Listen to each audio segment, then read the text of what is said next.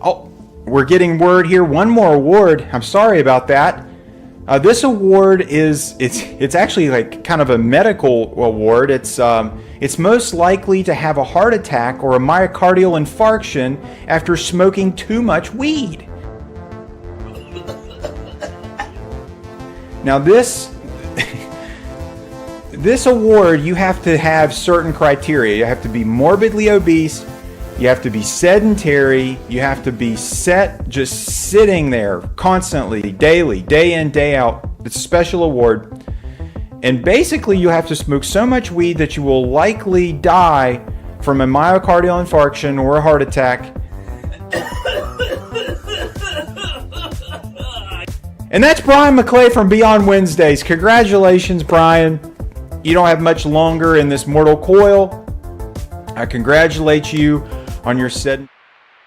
The following program deals with a controversial subject. The theories expressed are not the only possible interpretation. The viewer is invited to make a judgment based on all available information.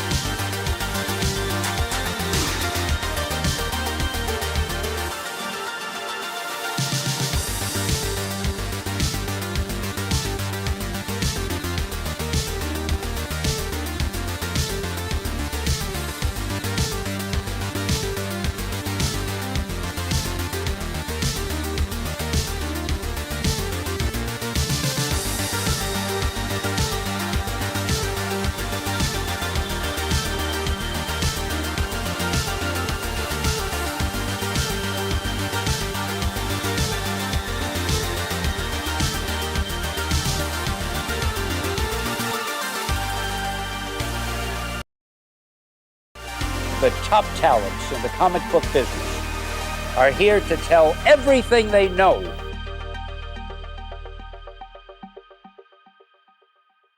What is going on, everybody? Welcome to another Industry of Comics show, episode 127, I believe. Could be 127. So, Okay. yeah, episode 127 of the show. And listen, you guys, we have a very special guest tonight, a guest that we've been trying to get on for quite a while, and we finally wrangled her in to come hang out with us for a little bit. Probably one of the biggest guests that this show has ever seen, considering the topic. It's going to be a lot of fun. So, but before we get in there, let's see how our Sean and Emmett are doing, guys. How you doing this week? So how's everything going so far? Sean? Can you hear us? Sean?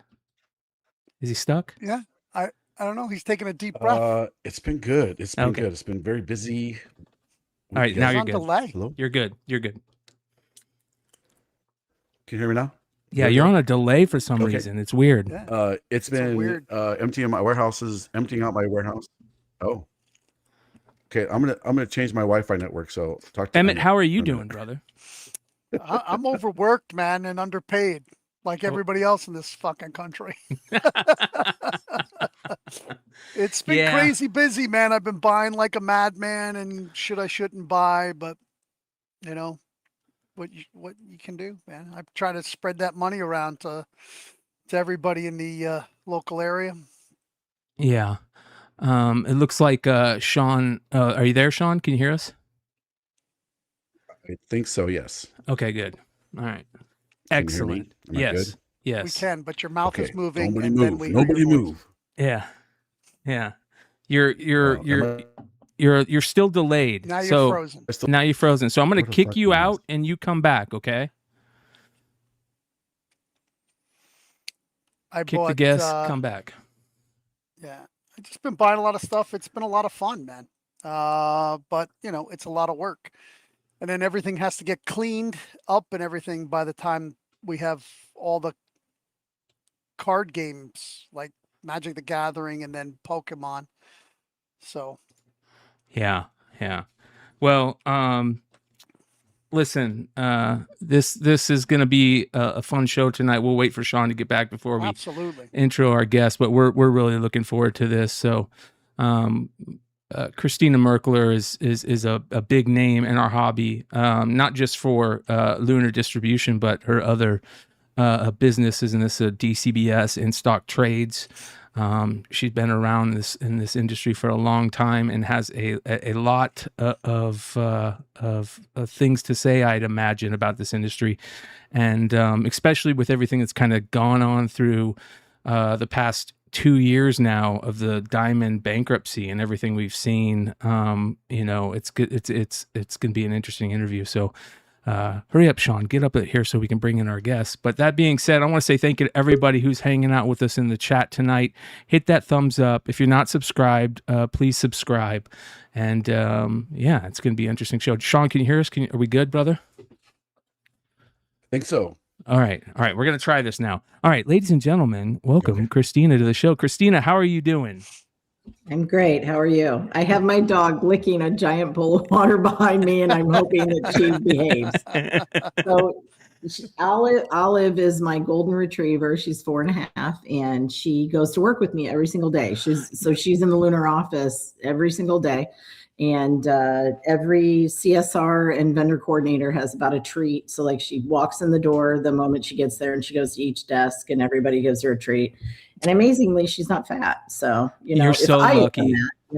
Yeah, right? Yeah. Oh, yeah. there's nothing better than being able to bring your dog to work, unless you work at no, home. it's great. Yeah. And then Moose, who was Taylor, our director of operations, his assistant Layla brings in Moose, and he's like the tiniest little Havapoo. Oh my gosh, he's so cute. And then Hammy, it's a family affair at the Lunar warehouse. So Hammy is my nephew's dog, and he's one of the managers at Lunar, and he brings Hammy in every once in a while. He's like a cartoon dog. He's like got the pit bull, but like bulldog, he's more bulldog, and his head looks like he's going to fall over every time you see him. And he's the happiest dog ever. So every once in a while he'll come in like on the weekends and stuff, and he just stays up at the manager's desk. And yeah, so we're a dog friendly warehouse. So. Well, everybody's excited to hear you talk about the distribution side, but you've been in this industry a long time, and you're not just looking at this through the lens of a distributor. You've been on the retail side, you've been on the online side. You're helping an enormous amount of creators get their product out to shops and retailers across the country. You've had your hands in this industry for a long time. Can you give us a short little explanation of how you got into the comic industry? Yeah. So Cameron, my business partner and ex-husband now, like 4 years now. We have 4 beautiful children. Our youngest just left for Indiana, Bloomington for her senior year of undergrad. We started DCBS in our basement in 1999. He came to me and said, "Hey, I want to start this online thing." And at the time, there were several online, like Westfield was one of them. But they had like tiered discounting. He's like, "I'd like to do something that's a little simpler and whatever. And you won't have to do a thing." And I was like, "That sounds amazing." And I finally get to stay home with our 3rd child, and whatever. And then about 6 months later, I was like working 13-hour days, and my entire home was overtaken by, remember the Justice League animated maquettes that they had come out? Hundreds of those coming in, hundreds. And they're like my entire garage, my dining room. And then we're like we had a neighbor who was in high school who'd come over and work for us part-time. And then the neighbor on the other side was a retired guy who would come over and check all our Bowen statues.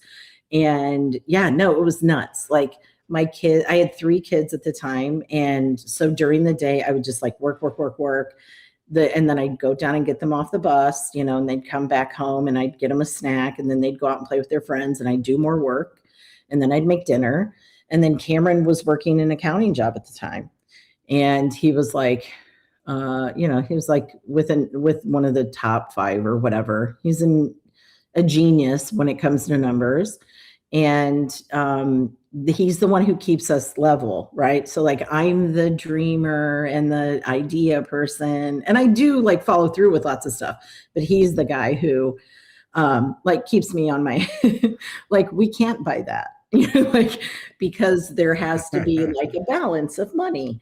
Like I would have bankrupted us a long time ago. I'm much better now, but it's been 27 years. So 27 years later, it's a different story. But DCBS started in our basement, and then we went to a warehouse, and then we grew out of that warehouse, and then we grew out of the next warehouse, and we grew out of the next warehouse, and then we bought a warehouse downtown, had a brick and mortar in the front with a coffee shop for 3 years.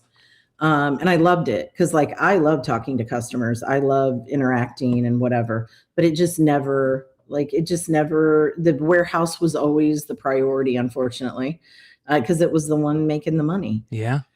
And, we had about 18 to 20 employees at the time. And, fast forward, the whole Lunar thing happened. We were in that building at the time when DC called us and said, "Hey, can you help some stores out that aren't closed during COVID?" And we said, "Sure." And we figured it out and used the back warehouse that was just like being used for storage at the time.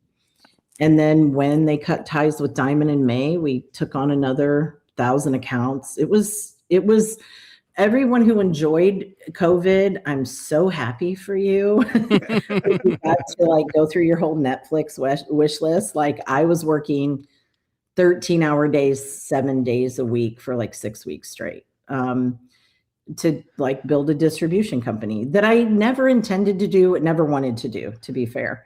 But then once we got into it, it was like, okay, it's not easy. I'm not saying it's easy, but like we never thought we had the capability of doing it. But once we actually got into it, we were like, oh no, we can do this. Well, I gotta tell you, I gotta tell you real quick and give you some flowers through the DCBS stuff, because when I was this was probably 2020, maybe 2021. I had just got my like real first like job working for a big microchip manufacturer, working overnights. 12-hour shifts in this like Star Wars fab that's just, crazy, wearing the Homer Simpson suits and everything. And I'm going to bring in our other retailer co-host real quick here. Ladies and gentlemen, Steven from Most Wanted Comics. So I'm going to get back to the story real quick here. So I had been out of comics for a while at that point. And I decided while I was working at this job, I needed stuff to listen to, while I was just doing stuff, because I would sneak in a headphone underneath my clean suit, running to my iPod, and I usually would listen to stuff like Coast to Coast AM and really weird aliens and ghost stories and stuff. But I was like, you know what? I'm gonna get back into collecting comics and reading comics. Let me see if there's any podcasts about comics. And one of those podcasts back in the first day of beginning of podcast was a show called Comic Book Geek Speak. And they would always talk about InStockTrades and DCBS. And I said, you know what?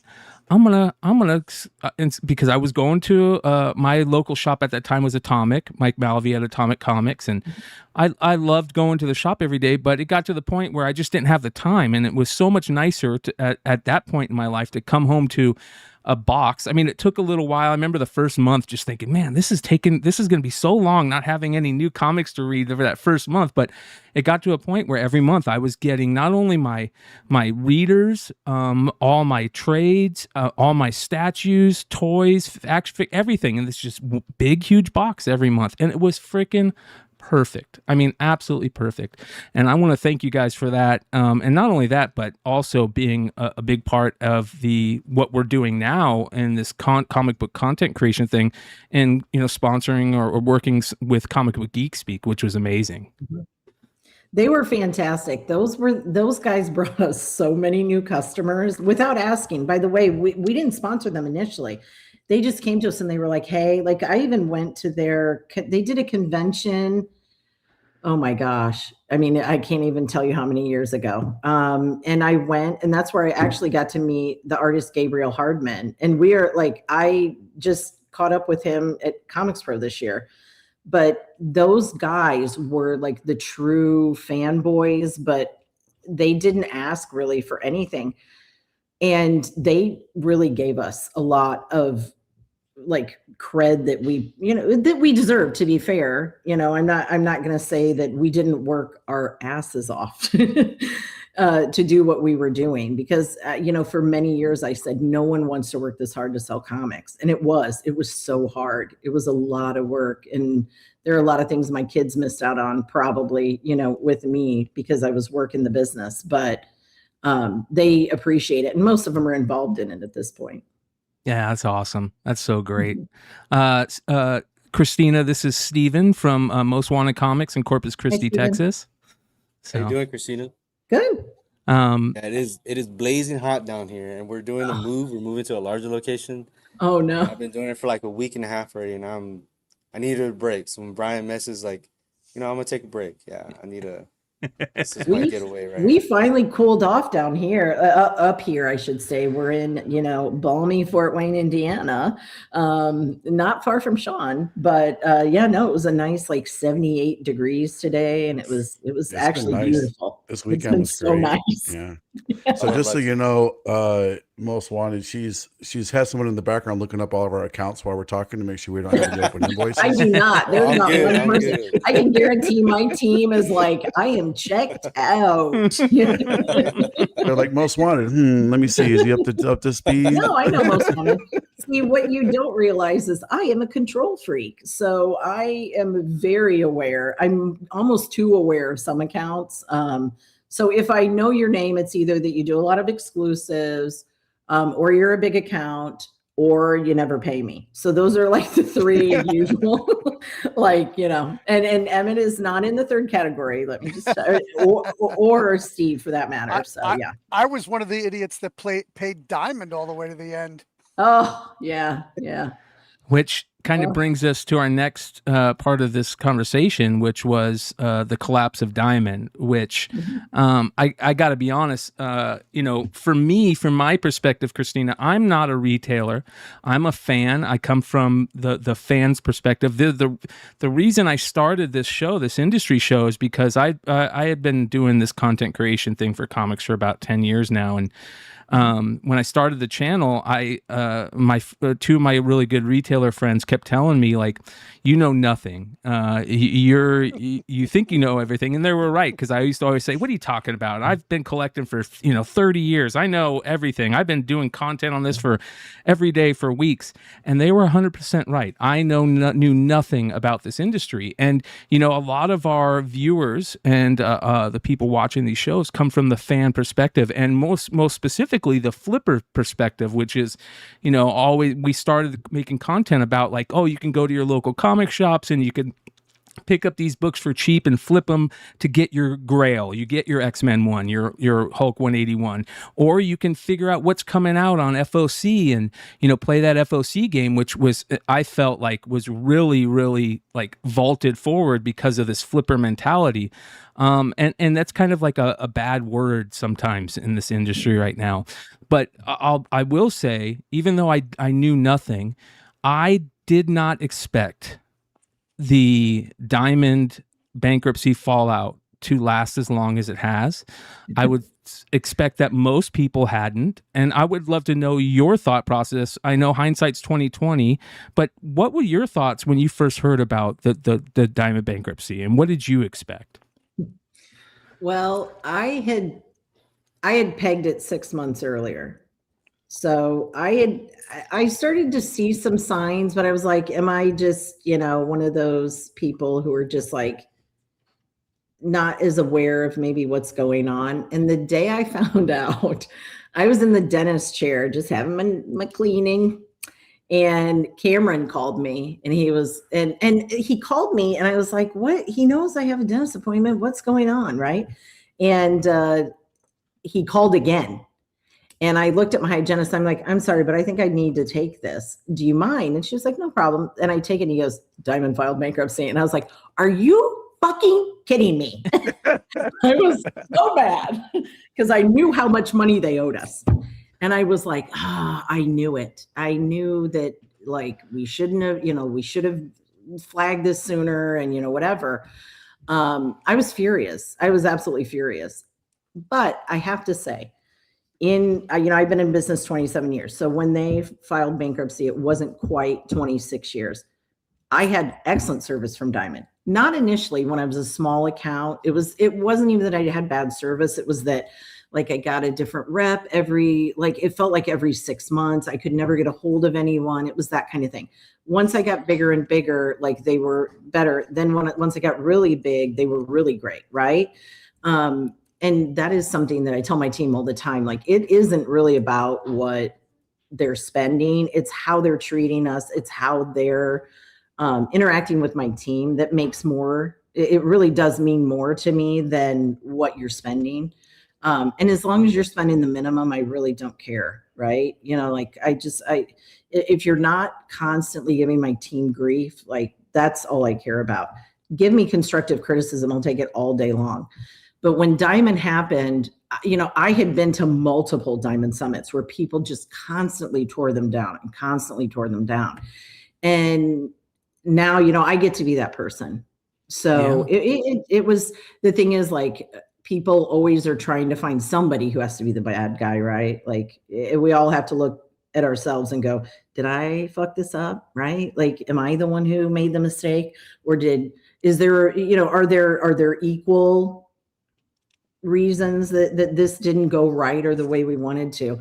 And we are, the difference that I think our biggest difference is that we don't throw people under the bus. We don't try, like, if it's our mistake, we're going to own it. And that's what I told my team from the get-go. Diamond wasn't great at that. They really just wanted to have the right PR for that. When they filed bankruptcy, though, I called the bankruptcy attorney immediately. And he was like, it's going to be a long road and you're not going to get any money. Like, he's like, Oh, you'll be God. lucky to get, yeah, no, I mean, he's just like, you'll be lucky to get anything. And, I mean, they owe us like, I think it was like $546,000. Ooh. So, Did y'all you not know, get I any of mean, that? luckily I have Cameron who, keeps us super, like tight. But we buckled down for a few months and we were like, okay, guys, like, no crazy, not that we ever did, but like, we're not doing pizza parties. We're not like, we do fun things for our employees. Like every payroll day, we bring donuts in for everybody. And, now I have 150 people in my warehouse. So it's a lot of donuts.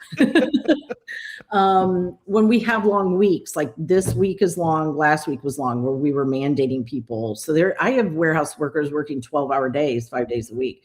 We don't love that, but we've just like grown so much. Absolute, as we'll talk about later, is like, a behemoth.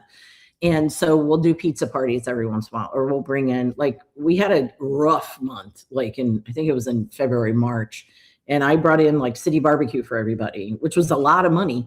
But I just wanted to tell them, like, I appreciate what you guys are doing for us. I think that's probably one of the most important things running a business is that you have a great team around you too, right? Oh, and yeah. caring for Absolutely. that team, which is very important. But the tables have kind of turned on you as well. So you're not only looking at your team and like from a retailer perspective, you got to look at it now through a distribution perspective. Where I've seen and listened to other interviews where you've talked about how you had to ramp up so quickly, and your framework of the business at the time when this whole thing happened, and you couldn't let everybody come over and you couldn't distribute everybody, and that's still a problem now. But what It do you is, think? and I feel bad. I No. really do feel bad about it. But like, I can only take so many people on, right? I think most people understand that if they're looking at it, from the perspective of like what you guys are having to go through, and it's such a big deal. We saw this huge collapse where, I got to be honest, there's some things where I thought that it was gonna ruin so much more of the comics industry than I thought, and I've seen things happen with like massive indies and Michael Calero doing this cool thing. And I believe you've worked with Michael, if I'm not mistaken, in this massive indies project to help kind of distribute some of these, for some of these smaller creators, which is cool. Like doing things like that is very interesting. But I want to ask you a specific question, because I think that one of the reasons that we've talked about Diamond in the past, kind of having these problems are, how with borrowing money from people, or letting people borrow money, or not paying them, and then owing money to people. It was just like such a fucking nightmare. And you've been pretty outspoken about extended credit terms and how dangerous it is when like a struggling retailer is essentially using next month's comic sales to pay for this month's comics. What are your thoughts on that? Like, can you give advice coming from, the distributor right now to all these retailers that are in that problem, and how it affects you on the distribution level? We've really locked down that kind of stuff probably more than I'd like, but we have to, because we've been burned enough times, just even over, like, we've been in business 6.5 years. I can't imagine what Diamond went through. I know a couple of times where Diamond took literal $300,000 to $400,000 hits on people. And they just had to like close the accounts and walk away. I think that was Diamond's biggest fault. And I care as much as anybody about somebody being successful, but you have to work just as hard to be successful yourself. And everyone starts out on prepaid terms with us. And if you can establish good credit with us within like 6 months to a year, we're going to start giving you terms. But I'm going to extend you to about 28 days, and that's about it. To be fair, I don't know how PRH does 60 days. To me, that's like bonkers, because actually, DCBS, and we were spending a lot of money with Diamond, we never asked beyond 21-day terms. We were like, we feel comfortable with that. But, Cameron's super conservative when it comes to that thing anyway. We never wanted to be late. What I can tell you as a retailer is if you are struggling to pay a $300 a week bill, you got to like step back. You got to figure out what's going on. You've got to find what works and what doesn't work. But if you can't put $300 on a credit card every week and be able to pay that back and then some, then you need to reevaluate. Because it's only going to snowball. And that's what we try to prevent people from doing. Once you hit 2 weeks past due, accounts receivable is already telling you, hey, you got a week and you're going to get frozen, because we know the snowball that is created, because you're still placing orders. You're still, you've got multiple weeks already back that haven't even come in. And we dealt with this with DCBS with customers. Like, they think they're going to get back and they just continue to order, and then they don't. And then they're thousands of dollars in debt to us, for those orders, and they can never just come out of it. So we do stuff like, if somebody's genuinely struggling, it's the first time they really just want to get set back, we'll put them on a payment plan. We'll let them continue to get, shipments. They'll have to pay the payment plan on that week, and then they have to prepay that invoice, so that we're not getting them further in the hole. We do things like that. Caden, who is the accounts receivable manager of that, he's our son. So he's a finance guy, and he will, eventually be the CFO, to be fair. He's been taking all sorts of courses. He wants to get his accounting degree, all that kind of stuff. But he also wants to learn everything before he gets to that point. But he understands the business, but he also understands, like, he does the cash flow every week, right? He knows exactly where we're at. And I think people would be shocked by the number of people who default with us, and the number of collections I have outstanding at any given moment. And people try to say that we're pretty like stringent, but I don't think they realize like how much we have outstanding that people just aren't paying us. And it's something that Diamond really never talked about. But that was I think a big part of their downfall, was them being too nice. Yeah. Well, couldn't agree more. Here's a question We're all for businesses, you. right? Yeah. Well, I know of a couple stores, and this is very, specific, but I know of a couple of retailers out there who they got so buried in retailer exclusives. Those add up quickly, as you know. One exclusive, you're talking 10, 20K, and you want to order 3 or 4 of them in a row. You can't pay for one. Now it's 2, now it's 3. Next thing you know, have you seen a problem, I guess, with everybody thinking they can do absolute variance, and then they can't pay them and they want to do another one? Like, I kind of called this when this first started happening, because I've seen it happen before a few times. Are you noticing a trend with that at all in your universe? Or we are, but like, if you knew the amount of time we spent in a week dealing with just the exclusive that's coming up on FOC the next week, the CS team, I actually just hired a retailer exclusives person. He's going to start on Monday, and he is only going to take care of retailer exclusives because it has become so big. But what we do is we look at each account and we say, okay, how new is the account? How many invoices have they had? What have been the size of the invoices? What's the size of the exclusive? So some people will have to like prepay half of it before FOC. Some people have to pay the whole thing before FOC. And then if you have terms and you start falling behind, we can take the terms back. So it's like a whole other animal that we're dealing with. It's great. The numbers are incredible on these things. But I've had a couple people, like I have a guy who, I had to close and he owed me like 80 grand.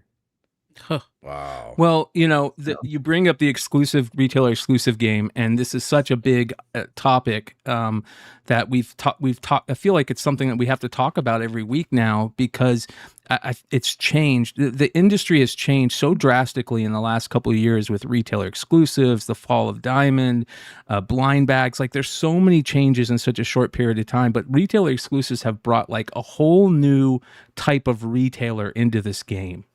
where you And that's have. not a bad thing. No, by it's the way. not at all. I agree with you. Yes. I think that it's just a different business model, and we talk about that all the time.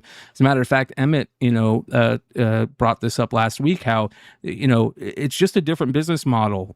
And these guys, a lot of these guys who are these online only retailers who do a lot of retailer exclusive heavy work on the FOC game, maybe aren't buying a lot of collections because they can't, they don't have people coming in to buy their collections. So because they don't have a brick and mortar store, okay, I'm going to start doing the retailer exclusive game, which is, in my opinion, fantastic. I think it can be a problem.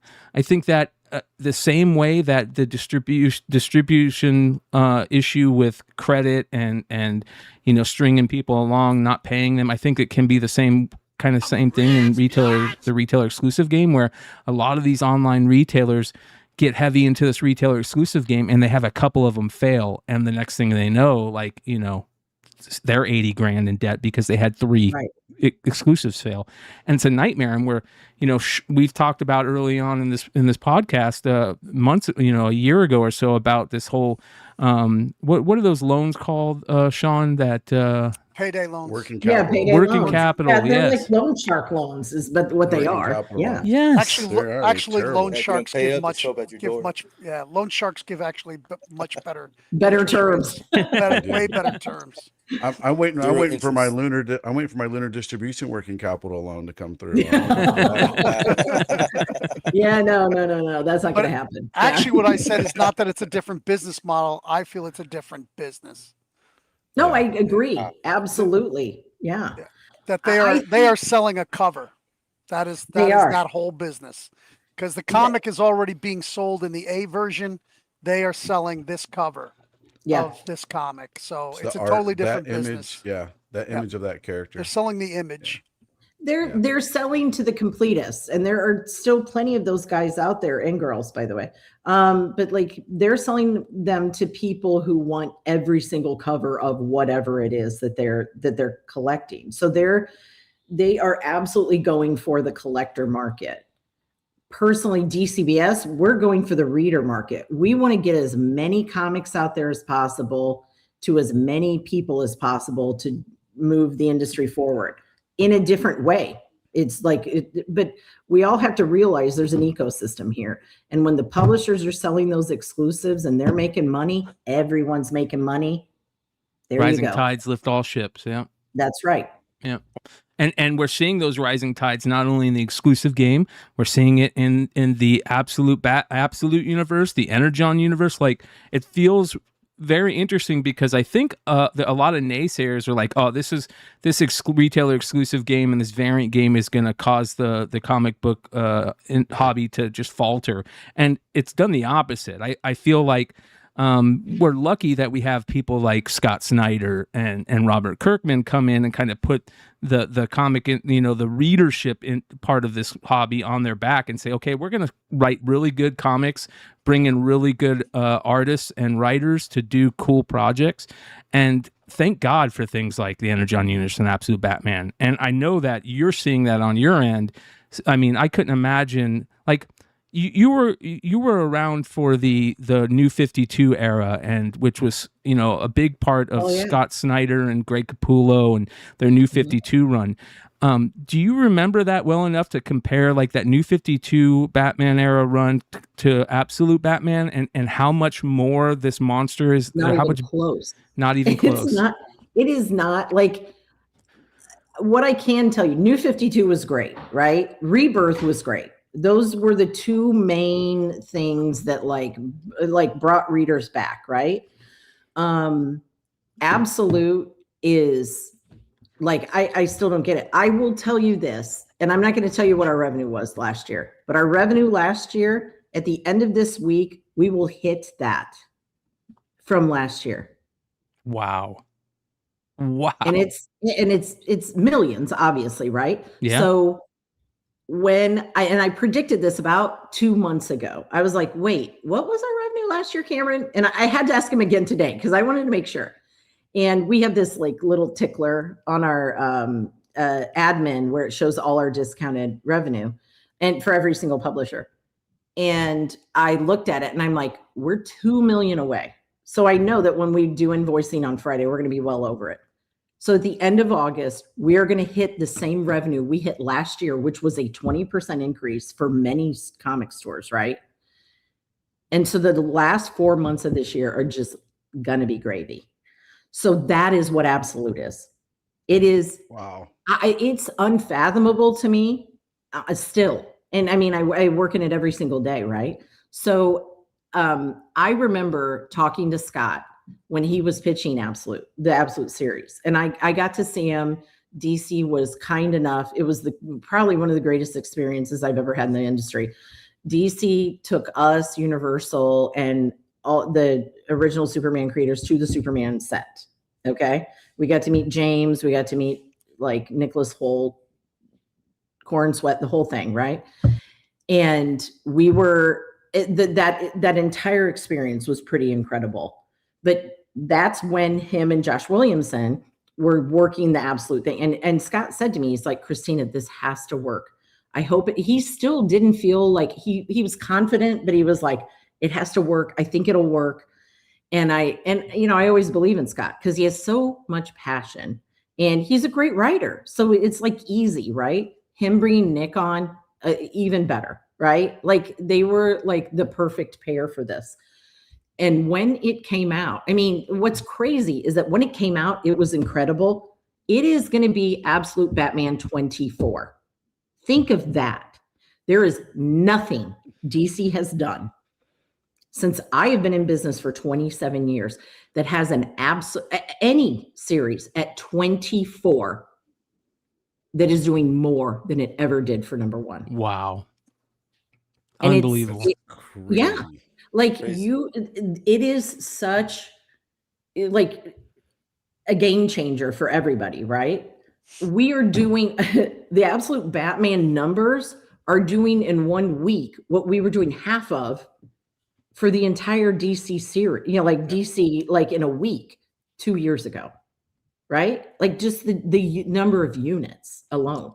Well, have you seen increases in the other titles? Oh yeah. I have seen sales in the other titles that Scott's not, and not only in Absolute, I'm talking the whole DC line is people are trying stuff, and I'm having to buy more issues. Same, you just had with Bad Seed out this week. Yeah. Bad Seed's so good. Yeah. I'm already sold out of Bad Seed. I read it. It looked pretty cool. The whole All In has just been awesome. Yeah. I didn't have anybody request it, and then everybody called me today. Oh, put one in my box. Put one in my box. I'm like, fuck, I got no more left. You should have told me this Batman 3 Days weeks ago. A few weeks away. Yeah. Batman Days a few weeks away. Yeah. It is. We got a lot of things planned. We'll be at our new location, larger location, new spot. I got tons of giveaways, and I think you got 2 Worlds that comes out that day as well. 2 Worlds drops. That You thing is have insane. that- Supposed to. You have the Batman and the Absolute Batman single series. I hope you bought tons of bundles of those because that is the Batman Day thing, right? And DC put a lot of money and work into that. I think this will be the biggest Batman Day they've ever had. Yeah. I think you can get the Batman mask as well. If you order a certain amount. That's right, cool. bundles. Yeah. Yes. Sean, did you want to say something? I do. Total subject change here. How do you feel about blind bags as a distributor? I feel about blind bags about any other product that I have that sells well. As long as you do it well, I'm happy to do it. Robert started the trend with Invincible Battle Beast. It was incredible. The numbers were outrageous for that. But I think it's important. This is what we've told every publisher who's asked us about blind bags. Do it well. Don't do it all the time. The key is to make it super special, to make sure that the blind bag means something. You shouldn't do it on every title. You should do it on really special stuff that makes sense. Somebody tag Nick Burchie. I know, right? I did we've all told Nick that. Do you think that the blind bags? I flat out said that to Nick. I said, Nick, you can't do it to every title. You need to do it on the most special. Yeah. Do you think that blind bags are creating more readers or just collectors? I think it's more collectors, to be fair. You might get some readers out of it. But generally blind bags is they're fun, right? They're fun because it's exciting. But, to be honest with you, blind bags are the biggest pain in my ass when it comes to like I'm so street date. glad. I'm so glad we're hearing this because Christina, we have been on the forefront, like the tip of the spear with blind bags, just because we were lucky enough over here to become friends with Mark Spears very early on, and spent a lot of time with Mark helping him to, create these ideas, which became the blind bags. I'm not saying that we created the blind bags. It was all Mark, but we would hang out with Mark and he said, what do you think about this? What do you think about this? And, the whole blind bag thing happened. And I remember when it was all going down, especially the first blind bags he did, he was having a big problem with collation issues from the printer. And we couldn't figure out whether the printer was doing the collation or the distributor was doing the collation. And I got you here. Do you guys do any type of thing with the blind bags when you get them into? No, none. Not a thing. The printers do it all. But the thing is, when you're talking about a couple 100,000, you gotta the collation is going to be what it is, right? Depending on how many number of rares they put in, how many number of, whatever, how many actual different covers are there.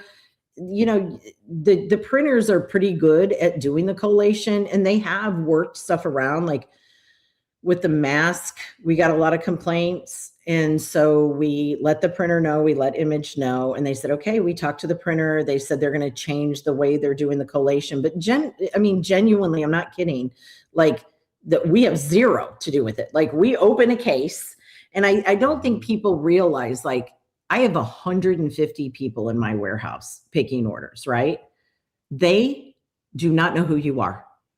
They have a scanner, they scan a barcode, and they scan every item that they put in your box. They have no idea who you are. So when anyone tries to say that we're targeting them, they are nuts, okay? Because these are just people just trying to get their work done, trying to get their bonus, and trying to get the hell out the door at the end of the day, right? They want to do it right because they don't want to be yelled at. And, and we put lots of things in place to make that happen. We do scan everything. So, that's the biggest part of it is we scan every book that it tells them how many numbers, if you get 10, you have to say, yes, I picked 10, So it's not like when someone tells me that they're missing entire titles, I have all of that in my system that shows me whether someone scanned the actual product and put it in the box. Yeah. Yeah. Well, so the other interesting thing about the blind bags is, and this is, I've been wanting to ask you this question forever. It has to do, there was this big thing that happened with people opening these blind bags early because of these live selling platforms and where you have this rule of street date. And forever we were the understanding was you can't put these books in the customer's hands before the street date. Well, with blind bags coming into play, and a lot of these blind bags had these special things in it. Robert Kirkman, Mark Spears, these guys really wanted it to be special when you open it up and, people see these things for the first time. And people were showing these blind bags and selling them on live selling platforms and skirting the street date thing by not sending to them at first. Then this whole thing came out, and I remember Lunar put out a thing, saying these rules or basically how you don't want people, breaking the street date. Can you kind of talk about that a little bit and where you are now with this whole street date rule especially for online retailers? Right. So street date, we essentially adopted the same rule that Diamond had. You can't provide it to the customer before the on sale date. And then, whatnot happened. And it's a whole other, ball game. And when the Invincible Battle Beasts blind bags came out, people were just ripping them open. And Image reached out and they were like, this is not okay. This is not the intent of the blind bag. And they were right. That's not the intent of the blind bag, is for you, to open it up before and whatever. So we had to rethink a policy, and we worked with Image and we worked with DC because the same thing happened on the Batman #1 blind bags. And they were like, look, we don't like people. It's not okay. And to be fair, in the terms of service, it has always said not to put physical copies on display. So we have always been covered by that from the get-go, right? And then, so then we had to send reminders out, and then we had to send, and the thing is, if you're in our system as a retailer, we have site notifications at the top. They're like little banners. They tell you about sales. So like, if you are just blind or just choose to not read, there are site notifications that give you all of this information. Like right now, I could probably look, and there's probably a site notification about the New York Comic-Con retailer event that we're having. There's probably another one that talks about a sale. And then we had the blind bag policy up because people were just, and to be fair, there are a lot of people on Whatnot who aren't getting the books from me. No, they're not. That's the other problem. Totally.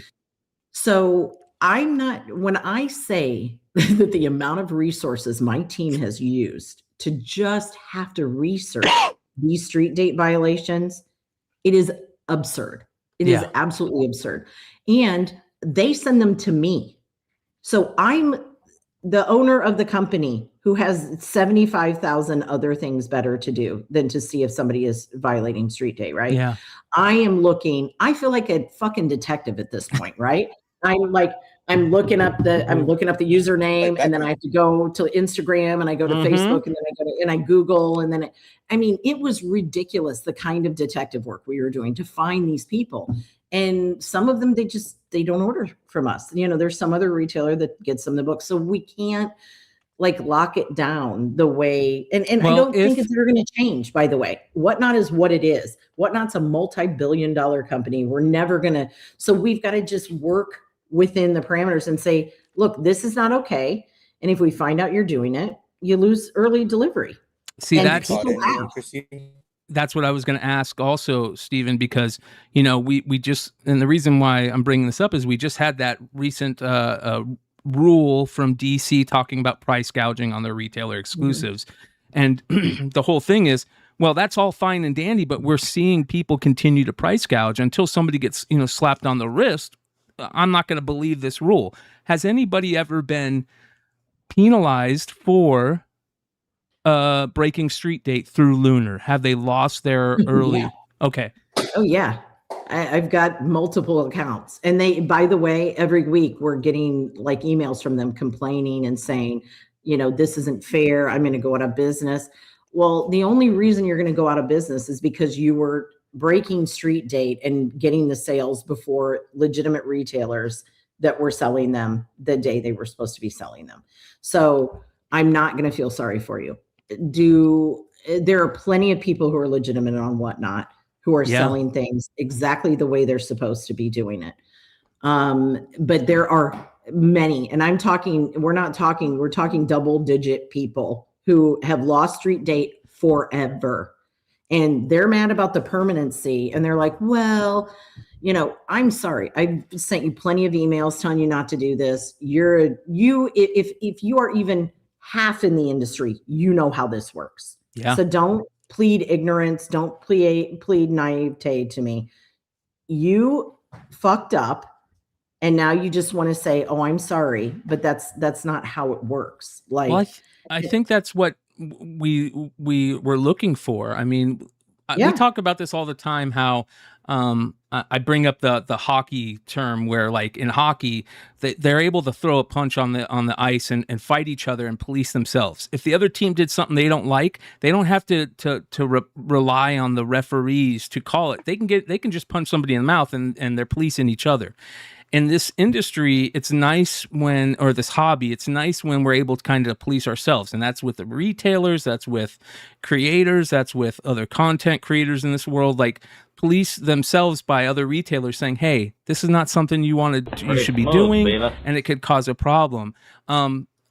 I feel like that the factor where we're able to police ourselves is going to help more, and it's going to be better than relying on you to lay down the hammer, and or DC or Marvel or Image to lay down the hammer. But eventually, you guys are going to have to lay down the hammer, right? And yeah, no, I mean, when it comes down to it, DC and Image can tell us their policies, but we're the ones who have to do the fulfillment, right? So we have to determine.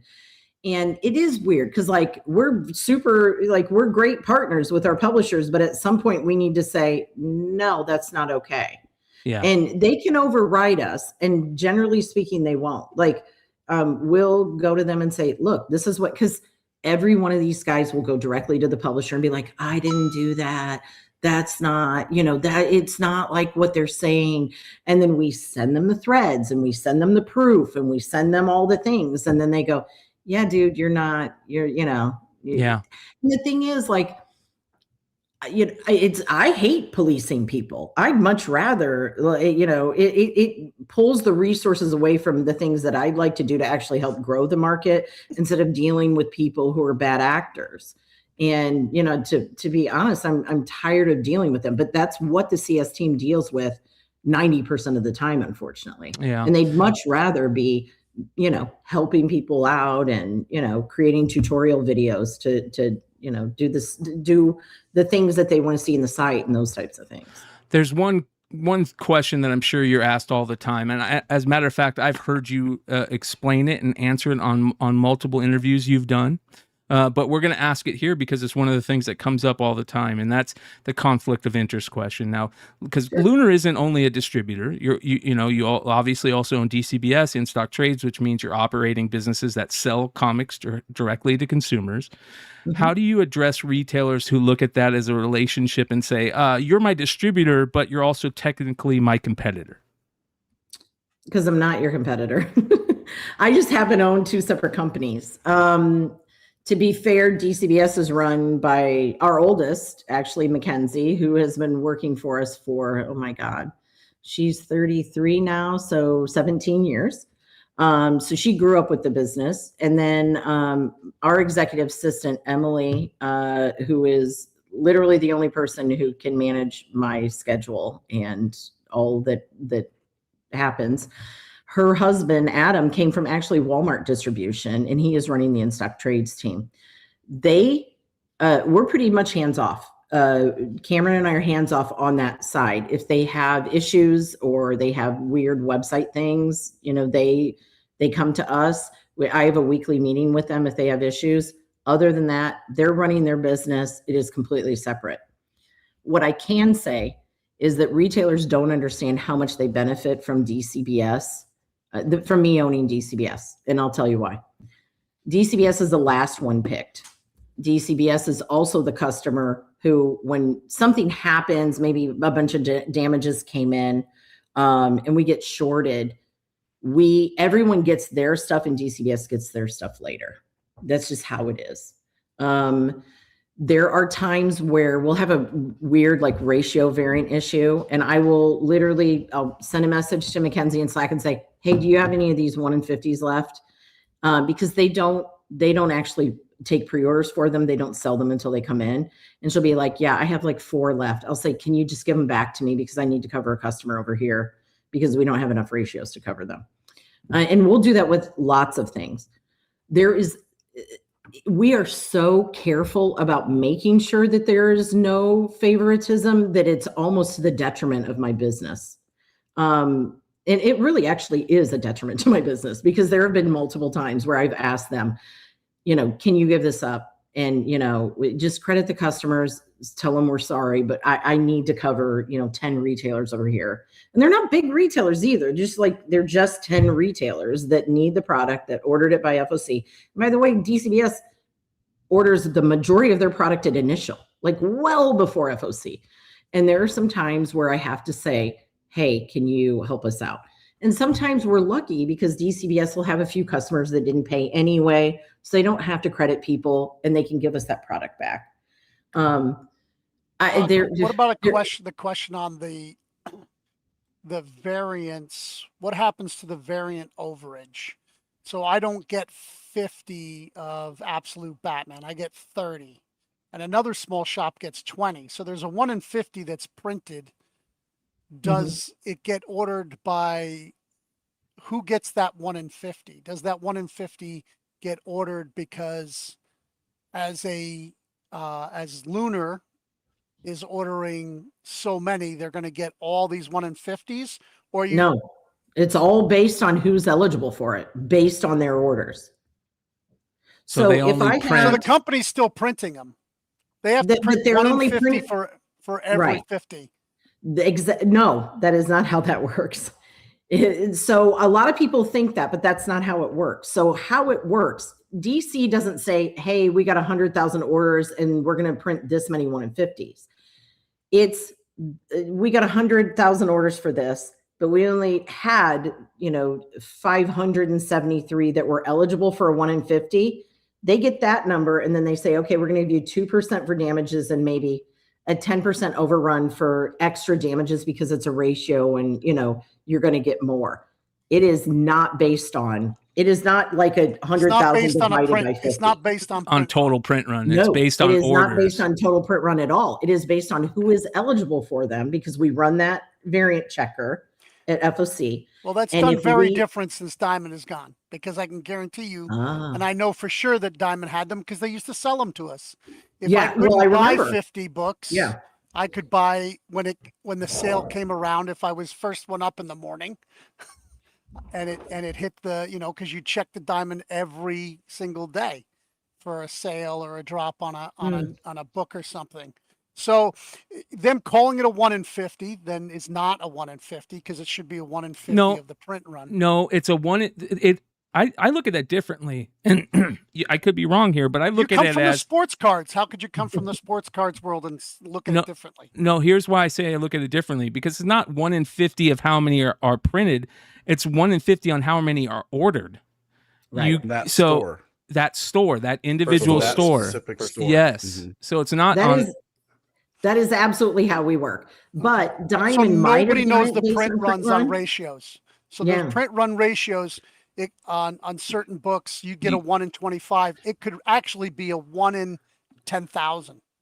DC knows and Lunar knows, but that's not Yeah, but public we don't information. know, and that's what No, we don't know. makes the industry so difficult to manage.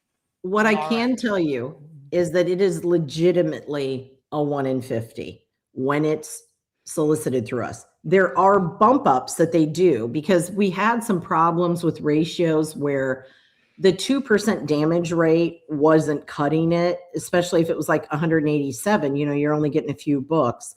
And because ratios are, you have to buy 25 or 50 to get it, we have a lot more reports on those as damaged. So we went back to the publishers and we said, look, you're going to have to add an extra 10 copies just for damages. But those are, we will never make those available to sell, period, because that's not the intent of them. The intent is a 1 in 25 or 1 in 50. And that is it. Yeah, it's a retailer incentive ratio, right? Yes. So that's they're the destroyed. incentive. They are actually, we put them in remainders, and I don't know what DC does with them. At one point, and this is like years ago, initially when we started, we were putting together store variant packs, and we're talking like year-old 1 in 25 ratios, where we would do a 1 in 25, a 1 in 50, and a 1 in 100, and it would be a new store variant pack. So if you opened a store, you'd get this pack of ratio variants, to help fund your, bulking up your store. We haven't done that actually in probably a year. But that used to be what it was. Olive, leave the cat alone. Sorry. Christina, She's so naughty. we have hit the hour mark, but if we can keep you for another 15 minutes or so, I'd love to ask. That's fine. I would That's love fine. to ask some rapid fire questions at some point, but I want to ask these guys if they have any other questions on this topic of the ratio. Go ahead, Sean. I've already asked. I'll let these guys go before I jump in. Go ahead. Speaking of ratios, I do got the ratios up ready for tomorrow. And we sell a ton of ratios, by the way. It's really how you market it. So I've always known it where you order, that's what you get, right? 1 in 100, 1 in 200. And man, it's been all. I just like to say, Christina, whoever your packagers are, they do an awesome job. Thank you. I think I've only had maybe one ratio this year, but it happens. Mhm. But we ended up getting a Well, replacement, and it's awesome. That's a big question because, that was one of the big problems with Diamond that we always heard about. It's, not all the time we heard about how the packaging was a problem. They would come up with these new boxes, these new designs. I think that Lunar, and I don't need to have you explain this, but you guys have done new things where you've used the bubble wrap in special places for the corners and double boxing, and you've done a really good job. There's new started using boxes those cardboards on the side. side. That was pretty Yes. cool. We just changed it. Yeah. That's so awesome. Taylor and the team are always like trying to figure out there are two reasons, right? Obviously weight issues, but like efficiency in packing. So when you're packing with bubble, it just takes a little more time. So we're like, our box guy is in our warehouse twice a week. And I'm like the guy who manufactures our boxes. That's how many fucking boxes we buy, right? So he's in our warehouse twice a week, and he is constantly talking to Taylor and figuring out, like, you guys in the next week, this is a little spoiler alert, but our Louis boxes with the eyes and the real cute Louis guy. So they made us little Louis, and we're going to send everyone a free little Louis, and he'll be, you can hold business cards. I mean, he's real cute. But Justin likes doing stuff like that. So we are actually going to start offering bin certs. So DCBS and IST, again, a benefit of DCBS and IST being a part of, the family, even though it's completely separate, is they created these boxes where they're like one whole box and they fold up, and then they have a barrier around them. So you don't have to use peanuts or bubble around them. And we call them bin certs. And you can just plop an omnibus in it. You can plop, X number of trades that are pre-packed in it. You can plop bagged and boarded books like, this thick. And then you just fold it up and just tape it. They're freaking amazing. Okay. So DCBS and IST have been using them for a while. And we had a couple of customers reach out and they were like, hey, can Lunar start carrying these?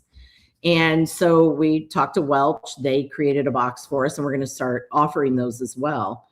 So like the box guy is like tuned in.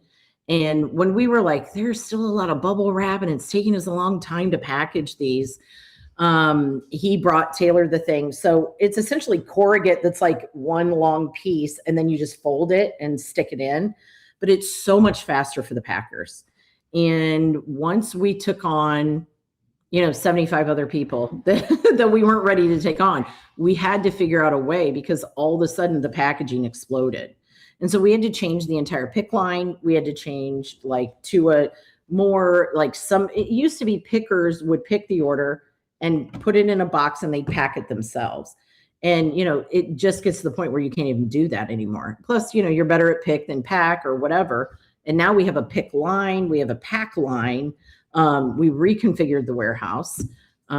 So we're always, that's the one thing Diamond didn't do, is they didn't continue to innovate in that respect, where they're like, I think we could still do it better.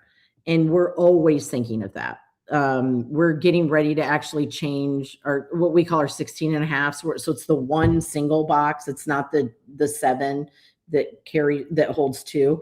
We're going to make that an auto lock box, so that I don't have to have people prepping those boxes for days on end and taking up warehouse space that I don't have.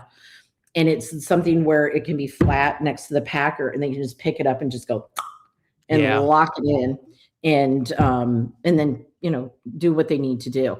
So we are constantly thinking of that. And it's important to us, because it was always important, and it's still important to DCBS and InStockTrades.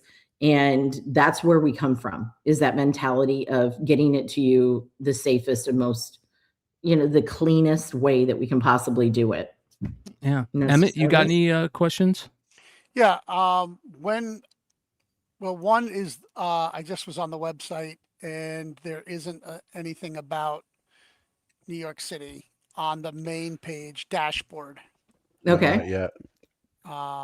I know Emily was working on that announcement today, so maybe it's going out tomorrow. It might have been scheduled for tomorrow. So New York Comic Con, we like to mix it up. We don't want to do the same thing every year. We do the same thing a couple of years and then we're like, okay, we're going to change it up because we don't want it to be the same. So this year we're doing a lunch at New York Comic Con in the middle of Retailer Day. So on Thursday, and we're not having a Wednesday, just on the Thursday? I think it's on Wednesday. So it's Wednesday is a Retailer Day. Okay. And it'll be 11:50 to 1:50. And then I gotta get up before noon now.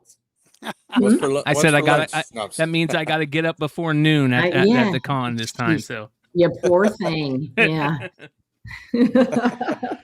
I will not, I won't be there because I'll be in Italy. But you guys can have fun. My team's fully capable of taking care of that. So you did a great job last year, from what I hear. Everybody loved the Lunar event last year. So yeah, no, it's great. The only thing is, like, we did the end of the night mixer, and we have fun doing mixers because we all like to imbibe anyway.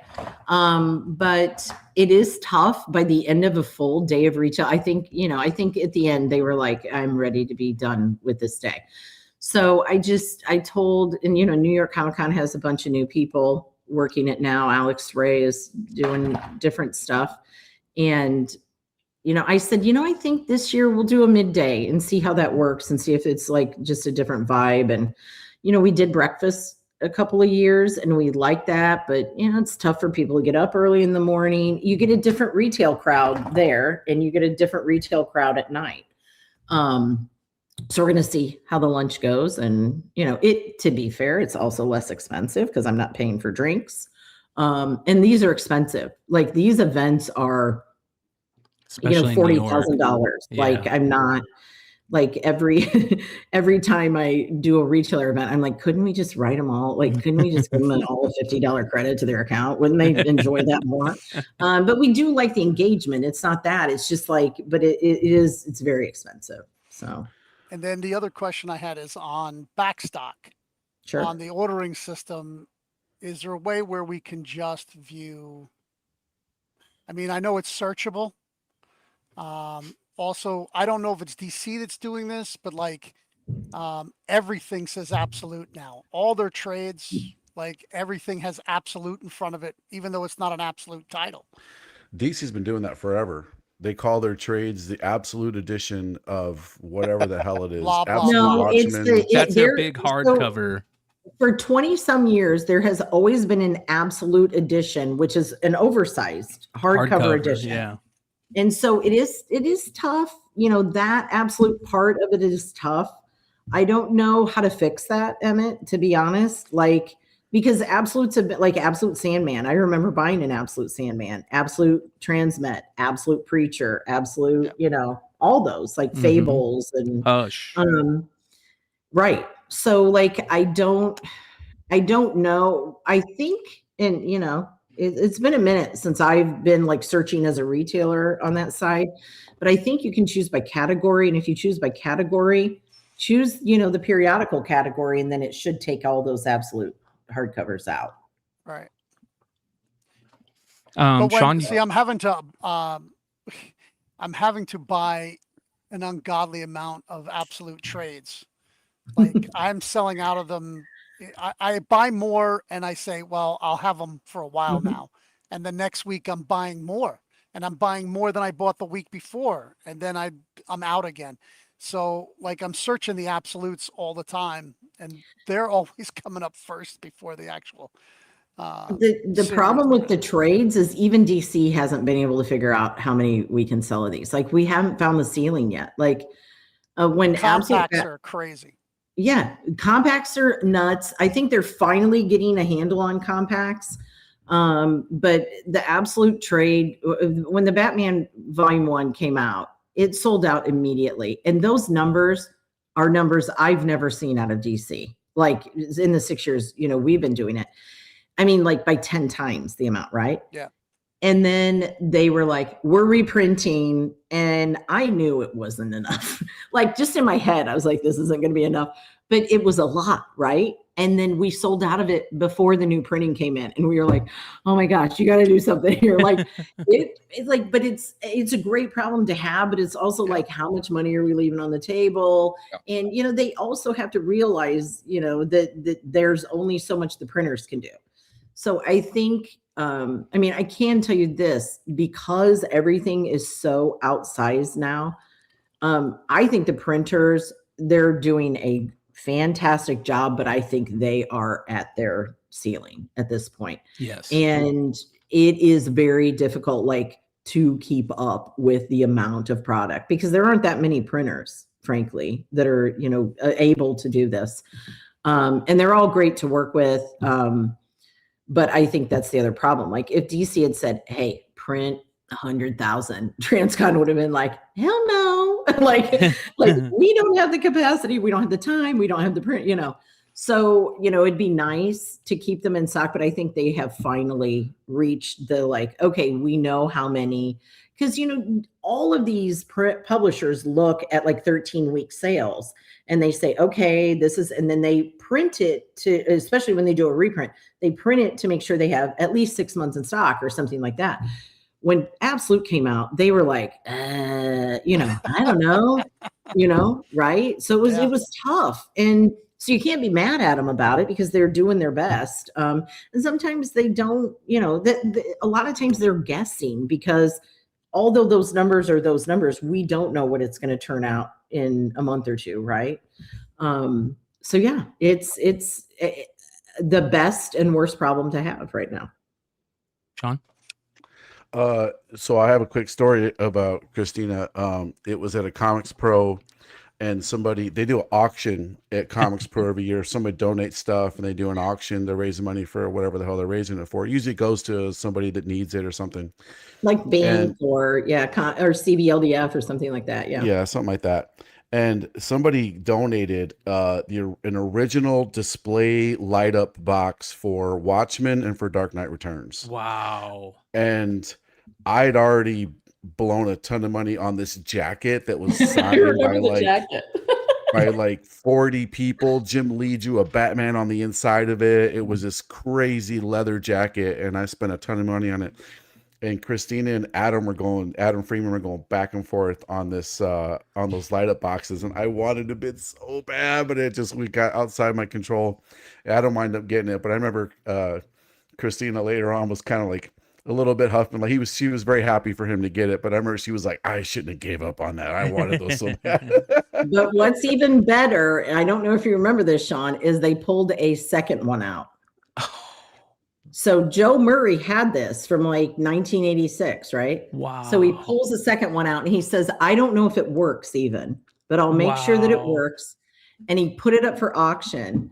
And my dear friend, Dinesh Shamdasani. Love Dinesh over here. Bid exactly what Adam bid for the last one. And then he gave it to me. Oh, wow. And it is in my office to this day.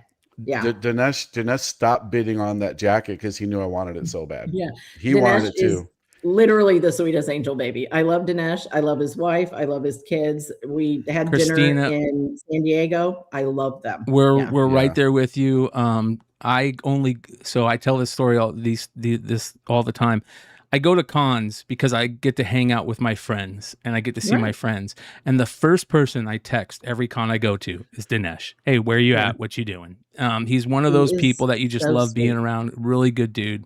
So yeah, amazing. He is. He's the type of person who like remembers your kids and asks, like it's not always about business. It's like, how are you? How's Quinn doing? How, and that's what I love about him, because he's like one of the most genuine people I know. Well, that, and he's a comic book fan. He is a fan of comics. He loves the medium. That's why he does crazy shit all the time. Like it's just to make it fun. Like this is supposed to be fun, right? Yes. Yep. We're selling fun stuff, and sometimes, they come up with stuff and we're like, oh my God, how the hell are we it's another bad idea, right? So. Another thing I'm going to say is me and Christine have talked about this before, but people don't, I hear people all the time bitch about, oh, DCBS is our competition and it's bullshit that Lunar owns them and they're screwing us over and all this. I've heard so many conspiracy theories about, right? Like, oh, if there's ever a sale, the DCBS, you know, they get, if there's ever any backstop, or if there's a hot book, I guarantee you Lunar will be out of stock and all of a sudden DCBS will have a ton of them. Yeah, you're sitting on pallets of Absolute Batman #1 at DCBS or something. And like so I have nowhere near as big as you guys, but my website and my Whatnot are two separate businesses. If the website is shorted something, the first thing I do is take it from my Whatnot. Yeah. So the Whatnot guys get screwed because the website is top priority to make sure those guys get their stuff, to make sure they're happy. Right. So my Whatnot guys are complaining, just like when you said, like, oh yeah, we take from here, we take from this to give to them because our distributors are priority over the DCBS stuff. So I totally get that. Well, and to be fair, DCBS never makes moves on any of that. Like when it's a hot book, like we've already taken the pre-orders for that months before. Like we're on new stuff. Like they're not like making moves on anything like that. That's not our business model. We really don't do that. Yeah, you guys don't have and I've said this, and this is going to lead to my next point too, is you're looking at such a big picture overview of things, right? Is that no one has the time to drill down and be like, what's the hot book this week? Oh, this was $4.99 and now it's going for $19.99. Jack up the price and take them from Lunar and get those over here. And there's extra on the pallet. Nope, not happening. It's not even worth the time to do it because you have to hire 4 more people just to do 2 titles. Like it's insane. And it's not our business. Like that's not what we're in business to do. I mean, why would we do that when we sell it at a discount to begin with? We're selling it at a discount because you can't walk into a store generally, right? You're usually an hour to 2 hours from a comic shop. And we're doing it so that as many people can get as many books as possible for their money. We're not about like high profit margins, clearly. It's about volume. So we're like, when Absolute Batman #1 went nuts, like it was like a week later and it was already sold out. And Mackenzie was like, oh, that did really well. You know, like that's not our mindset at DCBS. Our mindset is like, this is what you're pre-ordering for 2 months down the road. And we want to promote the fuck out of it, right? Way before it even comes out. And that's our entire mindset. Once we finish that month, like we're on to the next month. Yeah. And people don't understand, like anyone who says that doesn't really understand how the industry works, because there's not an infinite amount of comics printed. You order DCBS, just like me. I order what I need plus a little bit to cover damages. That's exactly it. Print, and as someone who's published and printed, and you guys have distributed the Merc and Artist Elite stuff and the Legend stuff before, I only order what I need plus a little bit more because you don't want all that extra crap sitting in your warehouse. I don't want to pay for extra printing. Just like Emmett asked about the 1 in 50s. They don't, well, I'm sure, Marvel used to do that with Diamond, right?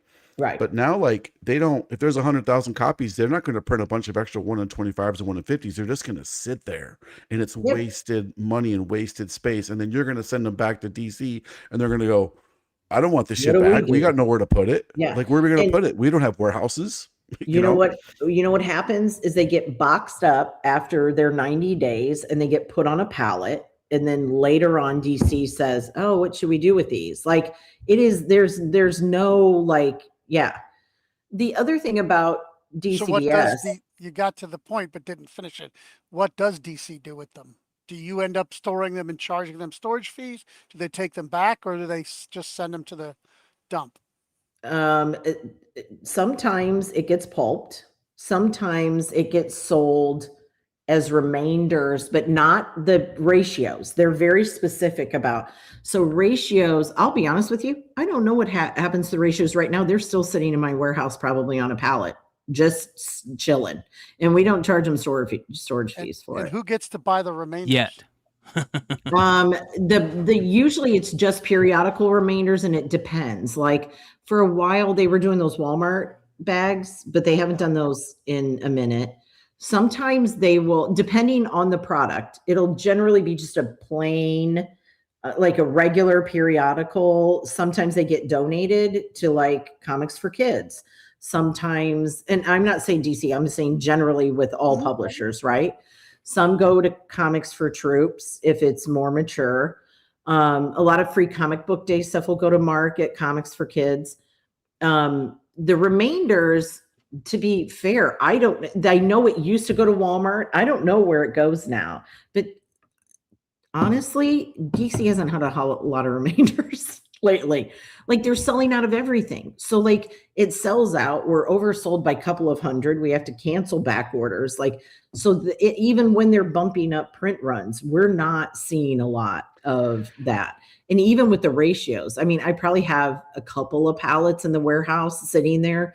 And to be fair, I don't know what DC will do with that. Yeah, and it's not when again, I can speak a little bit to this, but when I had the Merc stuff there, you guys were finding like, hey, we either need a charger, you need to take this stuff back. Yeah. And I just gave you an address. I think I sent a van to pick some of it up because we were close. Mm-hmm. And then you don't give a shit what I do with it. That's not you're like, it's your stuff. Just get it out of here. No, but it's not none of it's my inventory. Yeah. I know, but they do know when it leaves hopefully you know when it leaves the warehouse. See, that's the thing. That's the thing to me. We do. Go ahead. Sorry. No, you go ahead, Brian. I was going to say, you know, a lot of these things where you say like, hopefully DC is doing this or knows this, or hopefully, you know, Lunar knows this. I used to think like all these, you know, all this info was being tracked and oh, there's no way that people don't have contracts between each other and this and that. And it's like, no, a lot of this stuff, I feel like they don't know. And the Diamond bankruptcy and what we've all seen happen with the Diamond bankruptcy kind of shows that, where, you know, there's all this stuff just sitting there in these Diamond warehouses, and I think a lot of these publishers just didn't know what was even there. You know what I mean? So yeah, they also knew. This is the one thing I will say, that Diamond really fucked us over on this whole bankruptcy thing, because now every contract I do, everyone's like, I don't trust you, even though I trust you. And so now we have to put all these things in place. And I don't mind, because I'm not planning on, you know, I'm like, look, this is your inventory. I don't care. I don't want it, to be fair. I just want to sell it, fulfill it, and get it the hell out my door. Like, that's how I feel, right? Diamond did a lot of wholesale though. So like, I think that's where all of the waters got muddy. So there were tons of publishers that were on consignment. There were also tons of publishers they bought, and their warehouses got so big, they didn't know what the hell they had. Yeah. And I never intend to do that, even though I am building a new warehouse. So, but the new warehouse we're building is going to be like 250,000 square feet. So it's not going to even be close to what Diamond was. You brought up capacity issues with Transcon, and I feel like you and Transcon could talk on the phone for hours about capacity issues. You're both having to deal with that in a major way right now. I feel like you two are the, you know, two businesses in this industry, printers and distributors, are dealing with capacity issues like no other, you know. We are, and I think the biggest problem with capacity is like we've been in such a growth curve for so long that I'm ready to level out, to be honest. But like, I'll take a couple more publishers that are, you know, that are definitely worth like bringing on as a separate publisher, right? But generally speaking, like, we just started Viz. Their numbers are insane. I love it. So excited for it. But our operations manager was like, did you see how many, did you see how many are coming in this warehouse? Like, because he already knows we're at capacity, right? So it is like, it's a great problem to have again. But there's a lot of juggling with that too, because I do have some publishers who, you know, aren't selling more than a few hundred units of something. And that's a real hard thing to take through a pick line. When you have 4 different pick lines, it's difficult. And I think that's where the disconnect comes in, when I would love to have every independent publisher, right? But it does not make sense on a pick line of our size. So it's difficult if somebody gets an order for 173 of something for every store that had the ability to order, and try to put that on 4 different pick lines, because it doesn't work. And then they're taking up a space that could potentially be somebody selling thousands of product, right? That's in that spot. So it's quite a balancing act. Like, we want to be supportive, but we also have to, like, we have to run a business. We have to make sure that every pick line, every spot that we have in that warehouse is being utilized the best way it can be. Yeah. And it's not easy. So last thing I'll bring up is, I've heard the most ridiculous thing ever, but I'm going to address it with you. It's somebody, clearly people who say this or believe this has no clue. So I've heard conspiracy theories that DCBS will take the sales data. For example, Comics Elite is selling a whole bunch of Aquaman, and then you will then take out an ad for my area on social media advertising Aquaman. So DCBS will take the ad out, because they'll take Lunar's data of sales and then advertise in my area to try to get more people to buy Aquaman from you instead of from me. That would be a great idea. Maybe. I don't know. That sounds like a lot of work. First of all, DCBS doesn't have access to your sales data. But Lunar does. DCBS has access to every data file that every other retailer has access to. Second, DCBS hasn't advertised since Rebirth. So we have not advertised anything since Rebirth. Why we would do that is dumb. Just because maybe you or anybody, like, DCBS has their own data. Like, we as DCBS give our market share stuff to our publishers as a benefit. And those publishers can see kind of where the market is. And Cameron and I have analyzed stuff, and we're like, oh yeah, this, DCBS actually is like really close to what the Lunar stuff is, but just Cameron and I know that. No one else knows it. Because we have access to both systems. No one else does. And also we don't have time to do that. Like, I've always been amazed at people thinking like I'm at the top of the hill twisting my mustache going, ooh, I'm going to take everyone down. Like, first of all I'm doing is just trying to sell a bunch of fucking comics, right? Like, that is my goal. And then on the Lunar side, I am trying to distribute a bunch of fucking comics. And when I am doing that, if all of my stores aren't healthy and selling a bunch of comics, then I'm not healthy. So, like, none of this makes sense to me. Right? Yeah. Like, when you think of it in those terms, like, Lunar won't be healthy unless all of their retailers are healthy. That flat out. That's the only way it works. Yeah. And not only that, but that's just not how anyone who thinks that, they've never ran ads on social media. That's just not right. But not just that, like, my goal has never been to fuck anyone over. It's literally just been like, hey, anybody who doesn't have access to a comic shop, I'd love them to be able to get comics anyway. Like, that was the whole purpose of DCBS to begin with. Yeah, I would just challenge anybody who says that I'm not going to, I will choose, I'll never buy from Lunar because they're owned by my biggest competitor. I would challenge them to justify that statement. Mm-hmm.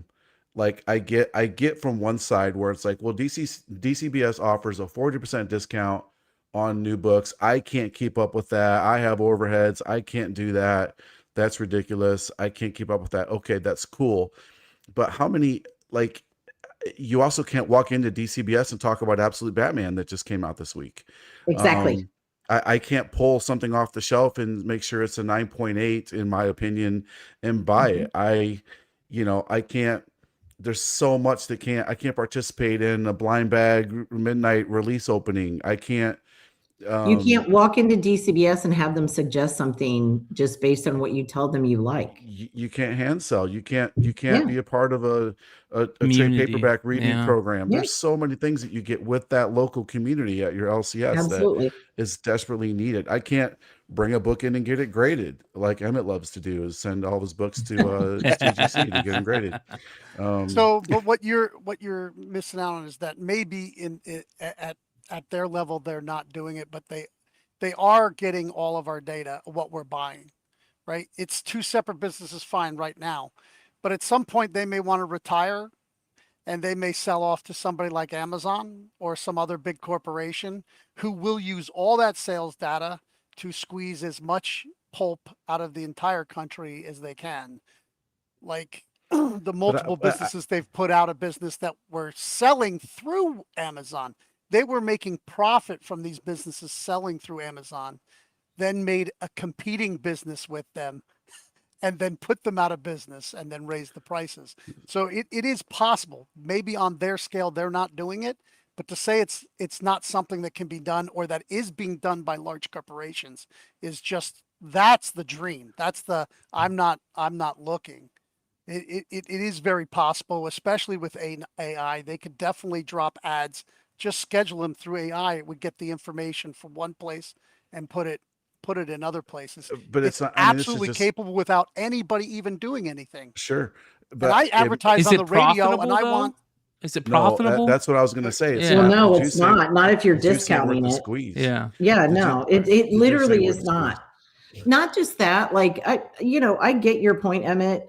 I will retire someday. I think I have a good 5 to 10 years in me still. I just turned 55. So, I'm still fairly young. Yeah.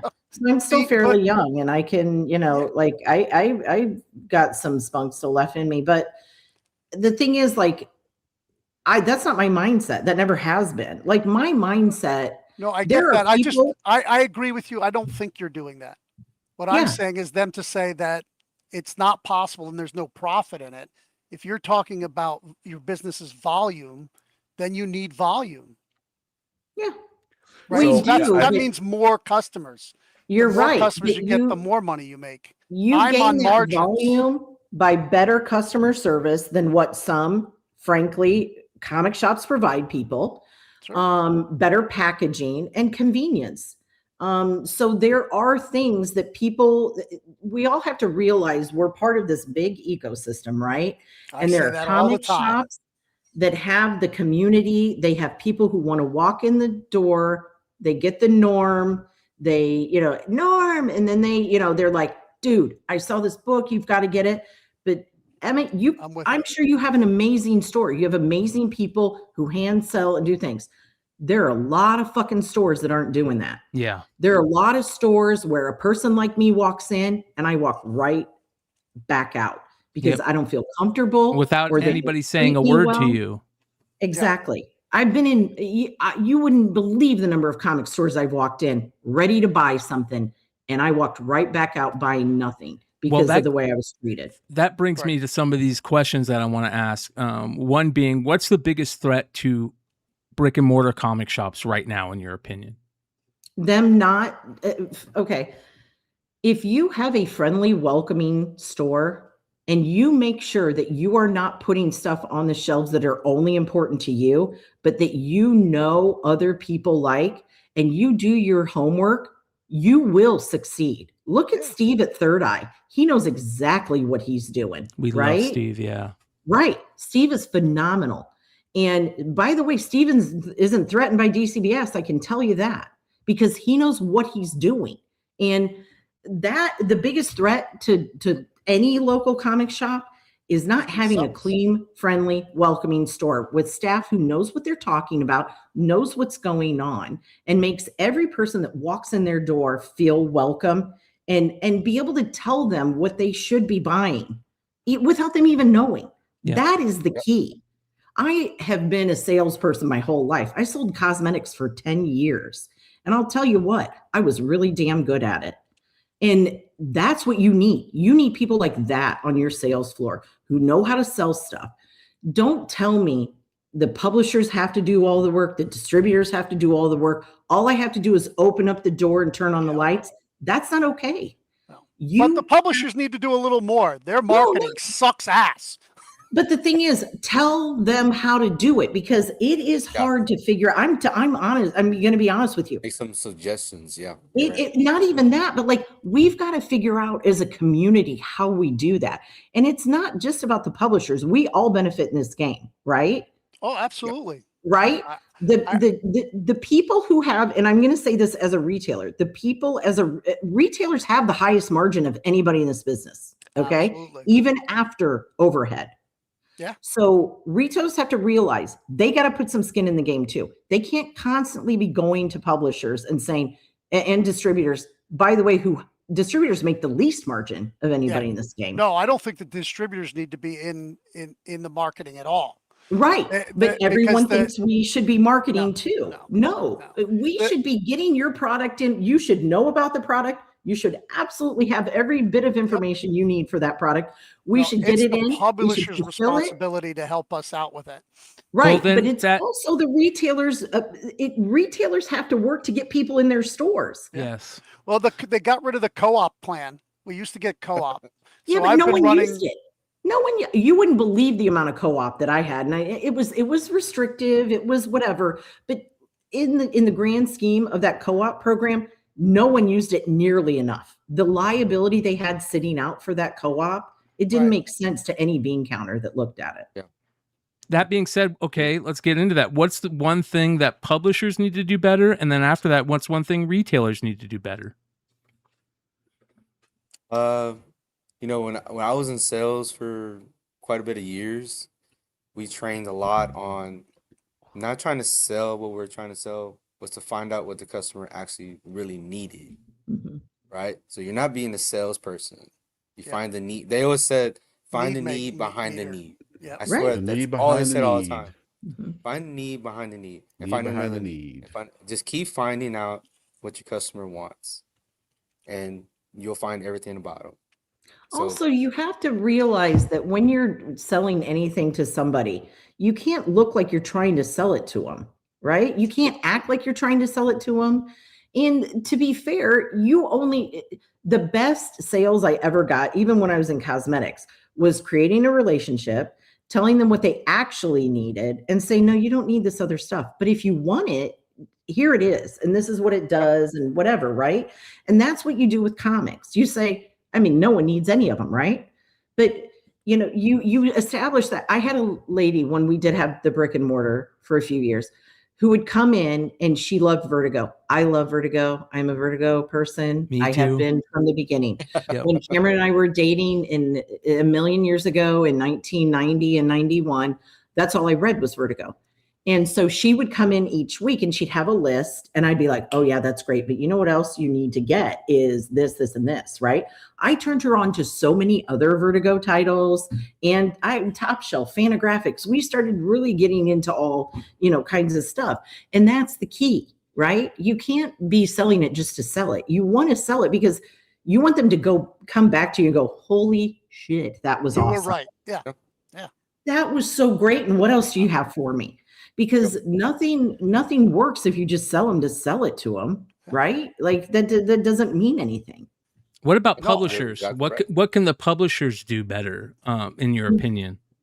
Right now they're doing all the right things, I think. And I'm saying that genuinely, as a few years ago, I didn't think they were necessarily doing the right things, right? I think they're starting to, I think the key to any good publisher is listening to their creators, establishing good relationships with those creators, and giving them the license to actually do what they do best. I think when creators are stifled, and I mean stifled, not like you still need like parameters, right? But when they are stifled or you're overseeing too much, that's when it's not good work. And it shows in the work itself. But I think the only thing I would say is they've got to just tone down. I've always been against ratio variance, variance, but I'm a reader. So I've always been a person. I've never been a collector at heart. When it comes to comics, I just like to read them. So I think DC, like lowering the amount of ratios they've had over the last year, genius. By the way, hasn't affected their sales one iota. Yeah, but they also I noticed increased that. their variance. Like, I remember they put out that announcement. They're like, we're reducing ratio. I love ratios, by the way. I know you do. Yeah. for And they for work for some sales. people. They really do. Yeah. Oh my God, they do. Especially doing retail exclusives. Sometimes your Mhm. ratios will pay for that whole, the majority of that exclusive if you get a Sure. shitty cover. But anyway, when DC come out, like, we're trying to reduce the amount of variance we do, so we're going to reduce ratios. And then you look at their variance and it's like, are you kidding me? They're up to like Marvel levels with some of their variance. And Well, they only do that on like the really big stuff because most of their books now are 3 or 4 covers total. Yeah, I So noticed it- only on number ones they'll be Right. The five, number six ones, they pages. kind of go nuts and they, see what they're, like the amount that they can get out. But generally speaking, I have to say, like, I'm very happy. And I'm happy with the way Image is doing it too, where they're like, okay, we're going to do 1 in 25. Because I think those are getting, although ratios are nice, that gets them back to realer numbers, right? The numbers that are true and what people are actually selling.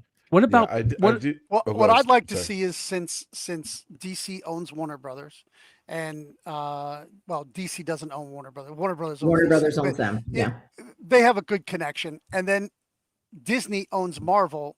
You have all these television channels that they could bring people onto and spread the word marketing, which would cost them nothing. 5 minutes on the news on ABC, NBC, CBS, one of them. Things happen, big events happen, and it's like the death of Superman when I was a teenager, if I remember right. That was on ABC News. That was on NBC. Yeah, News. but do you think most people that are in the 35 and under watch regular TV anymore? They don't? But all of that is now also then cast on. It's on Instagram and it's on TikTok. They're rebroadcast in pieces, and a short little comic book piece would be easily cut and put through all of those. And then it's the shockwave of, wow, this made the news. I mean, feel DC like we're did kinda that doing at the that. end of they did that at the end of Superman. They had Yeah, go no, to your local comic shop, Yeah. and believe me, you have no idea what work it took for them to do. Because although Warner Brothers owns DC, they are very different entities with Yes. very different budgets, Right. very Disconnect. different people in charge of them. And I'm telling you that it took.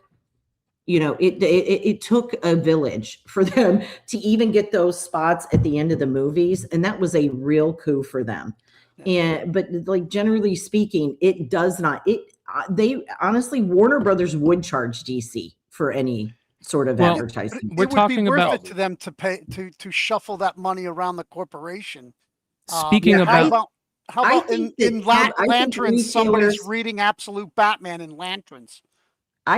I do think that retailers overestimate the amount of money that any print publisher has available to them for marketing. Well, that's They really that's, do. That Even I the agree big with you. corporations. I actually don't think that they make any money on comics. I think it's a net zero or even a write-off, and it's the intellectual property that they make all their money on: T-shirts, hats, yada yada yada. But that's a DC may whole be different above part water. of that company. I know. Is the problem. I listen. I 100% get it. That's what I'm trying to get to. Mhm. Is that they run this so that they can make that. speaking about cost and all this stuff, let's talk about cost of comics. Do $4.99 and $5.99 comic books worry you? Yeah. Because we're still in entertainment.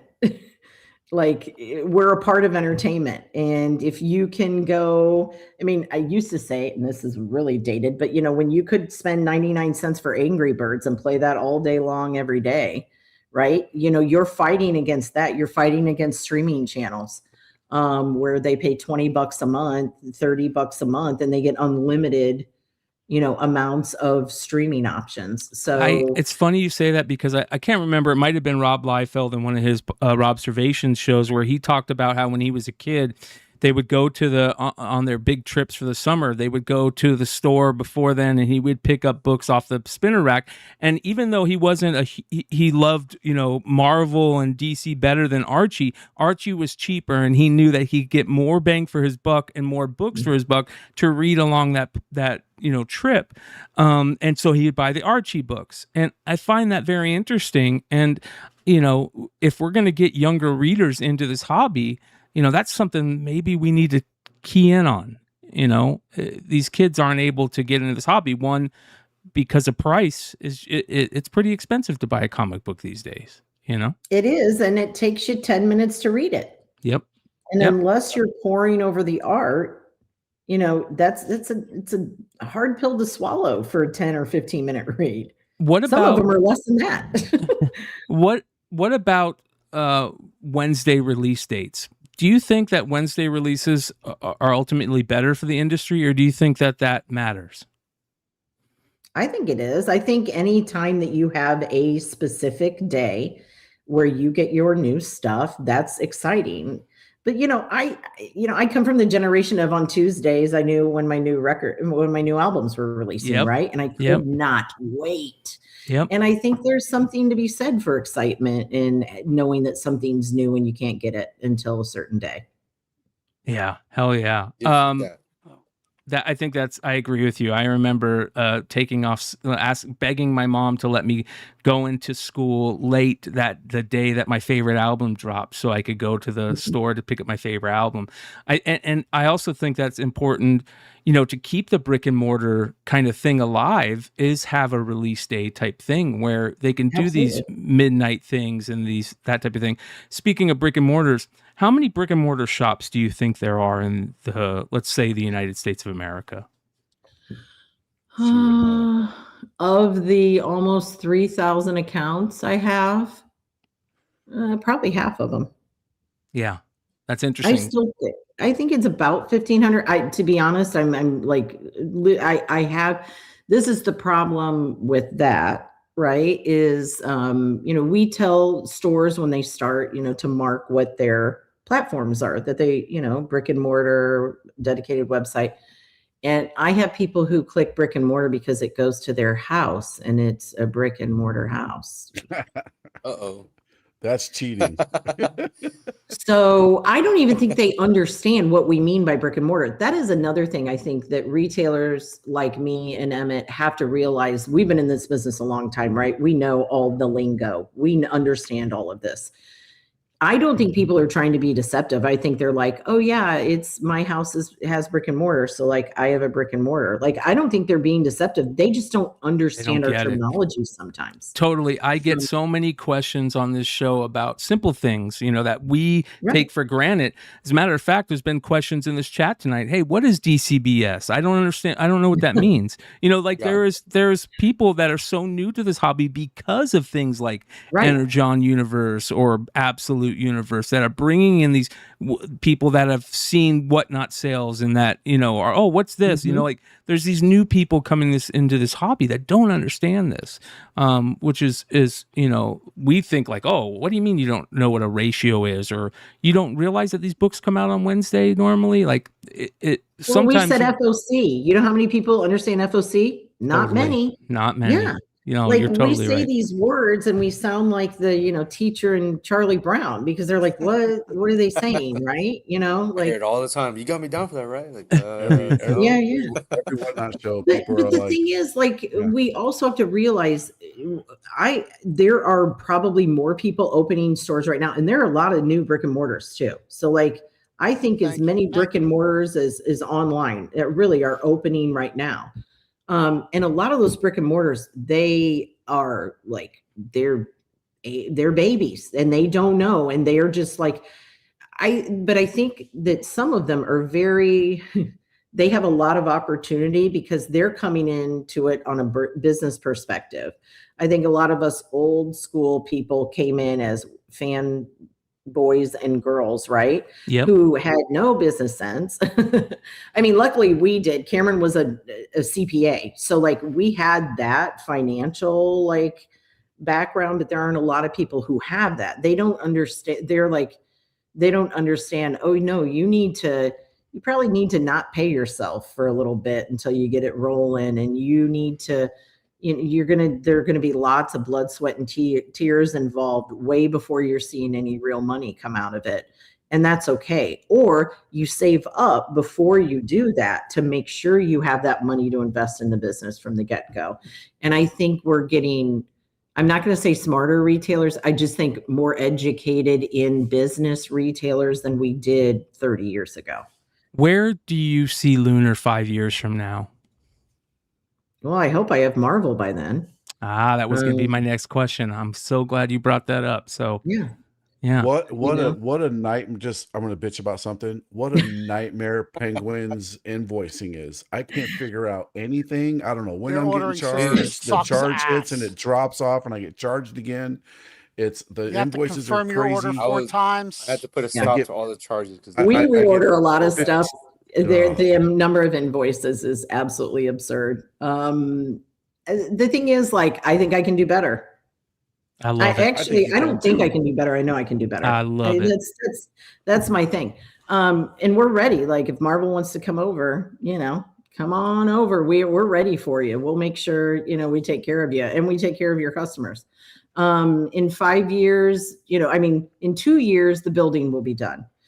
We'll be able to realign the entire pick system. We're going to be able to have the flow that we need. The building we're in now was a holy shit building. Like, oh my God, we need more space, pour the concrete floor, get us in there. And so it was already pre-built. And so we had to work within the configuration of that building. And this one I get to choose and say, this is how big I want my office. And this is how many CSR cubicles I need. And, and we get to really drill down on what we need. And that's going to allow us to grow in all the right ways. In 5 years, I still think we're going to be the best because that is our goal always. I mean, we've always been that way about DCBS and IST. We're the SpongeBobs of the industry. That's just how we are. One of the chatters just said Lunar can grow with good competition. And that brings me to the next question. Does comics need more distributors or fewer? I think it just needs the right distributors. It's not about more or fewer.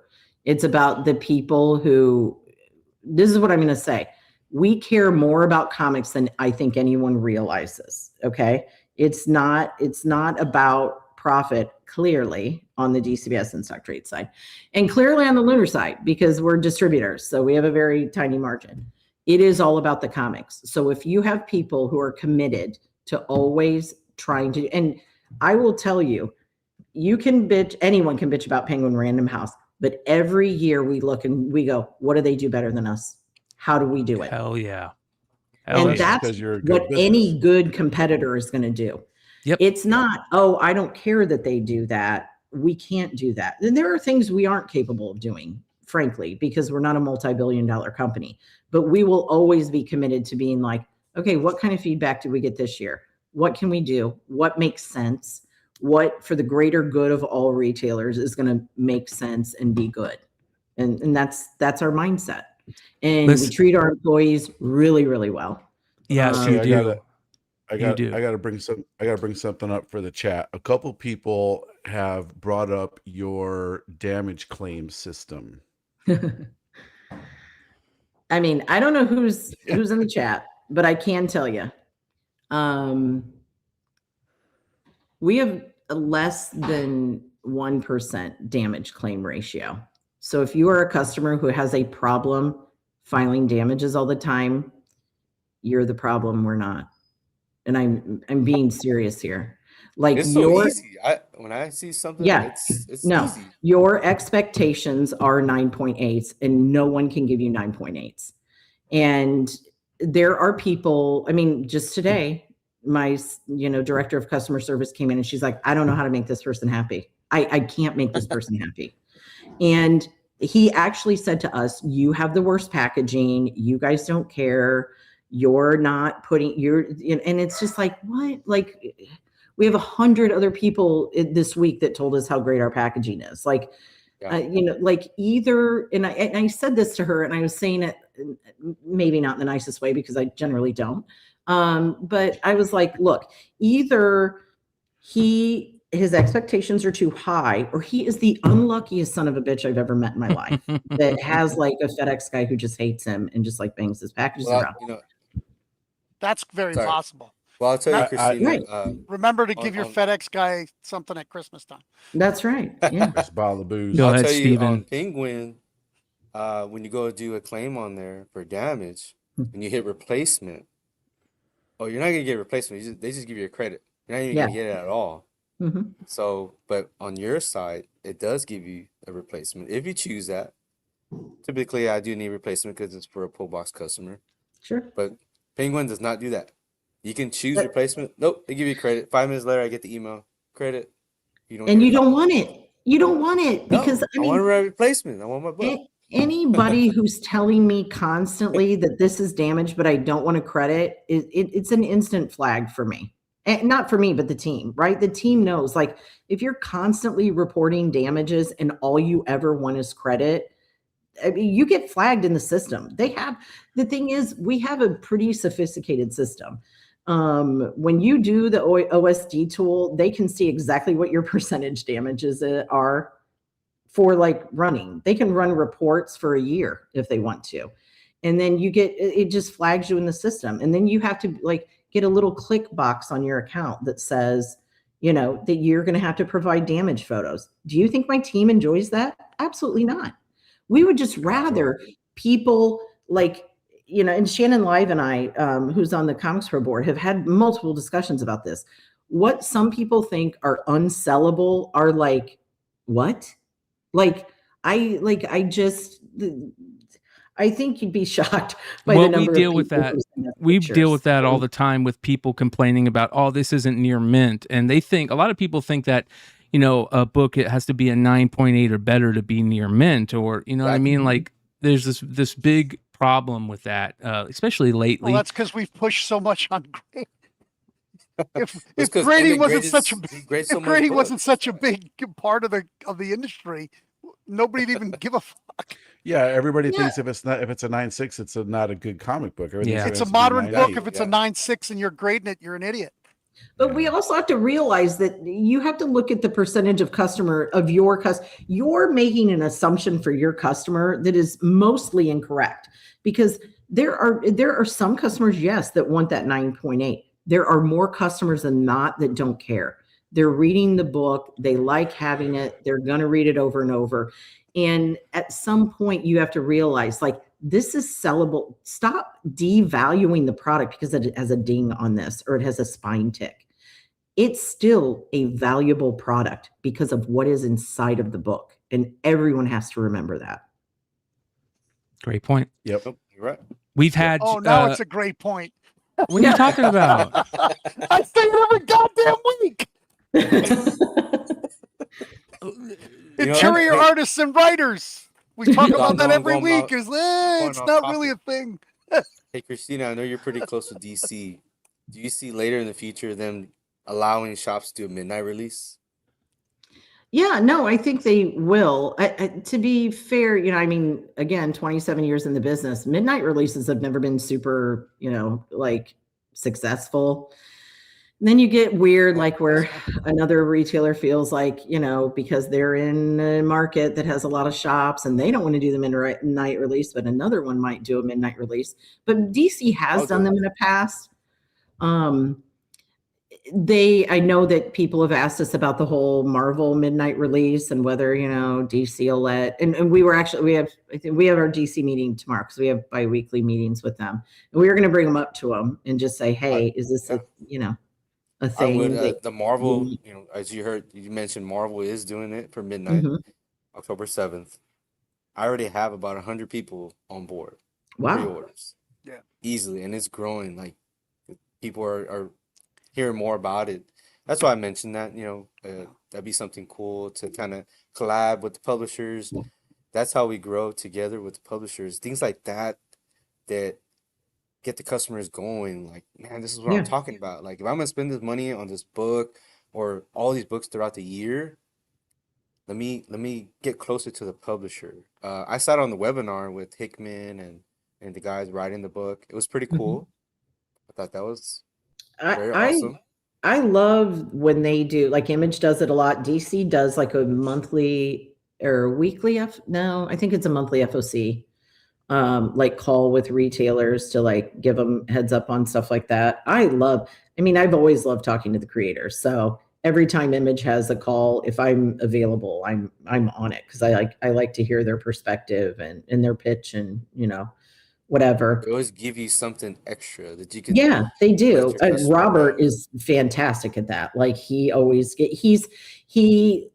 to, give away spoilers when he's not supposed to, but he's allowed to. He's the guy, to be fair, the Void Rivals Transformers thing, he told that whole group, I was in on that call, and he told everyone about, and no one spoiled it. And that was the first time ever, because usually retailers are real terrible, at doing that. But no, it was a great, I love that. I don't mind the midnight release. Then this is the problem with anything. Bad actors that ruin the whole thing, right? Yeah. Like one guy that does it, and then the publishers are like, oh my God, like we don't have time to deal with this type of stuff. So then they just take it away, which is unfortunate. But I think there's a lot to be said about creating excitement, period, every week. But those types of things like that midnight release, I think is a good opportunity. And we're going to bring it up to DC and say, hey, what do you think? I think this is kind of like at one time, they don't want to have it happening once a month, but or special things every now and then. Yeah. Like you mentioned a big cover or something big coming out. Right. Yeah, right? Absolutely. And it doesn't work for everybody. It works great for Steve, man. He's it works great for him. For me, they roll my streets up at 9:00. Right. Open up at midnight. Like, there would be crickets. Yeah, we did. I remember, it's when we had the brick and mortar and we had a midnight release and I had 3 people walk through the door and like, we really promoted it. And I was like, never again. Like, I had to be at work at 8 a.m. the next day. I was like, it's also shitty and confusing. Music Pub mentioned this. What's also shitty and confusing is, so I went off on a couple people about opening Queen and Black blind bags early. And I think it was Music Pub in the chat that was like, reached out to Penguin. They said, we don't give a shit. So Marvel doesn't care if people open up the blind bags on Whatnot early, but obviously that kind of ruins it for everybody, because whoever gets them first is the person that's going to sell them. So I think it's awesome that you actually went through the work of tracking these people down that were doing it, not banning their accounts, but losing early release to them, early shipment to them, and then keeping it in place as a lifetime ban. Like, that sends a message to everybody else. Like, don't do it. My whole team did not sell any of the Queen and Black blind bags until Wednesday, and I feel like we were the idiots we're the biggest idiots on Whatnot, because everybody else was already selling them. And we're like, but honestly, did you sell out, by being the good person, maybe someone will be like, hey, I really appreciate that they did it. Maybe they don't, but then you just sell it somewhere else. Like, the thing is, like, I get the Whatnot, like the whole showmanship of it and whatever. I think it drives people to Emmett's store and to Steven's store, right? We open up all of our, just like I used to do New Comic Tuesday. When I first did that on Facebook, everybody freaked out and lost their shit because I'm breaking street date. It's like, no, I'm just like a website that's showing the cover. That's all I show is the cover. If it's a blind bag, we don't open the cover. If it's got something on the inside, I never open up a single interior page and show it. We do the same thing on Whatnot, is we open up all of our Lunar, all of our Penguin. Everything's later on the table on Monday. We sell everything on a live show. It ships out Tuesday. They have it Wednesday, Thursday, Friday-ish. Right. And that's fine. It's how we've been doing it for forever. And it works great on Whatnot. Our website stuff sells website stuff. Whatnot stuff sells Whatnot stuff. People come in and want to pick up books locally. It's different. If eBay sells different tools in your tool belt. Yep. 100%. 100%. Christina, I can't thank you enough.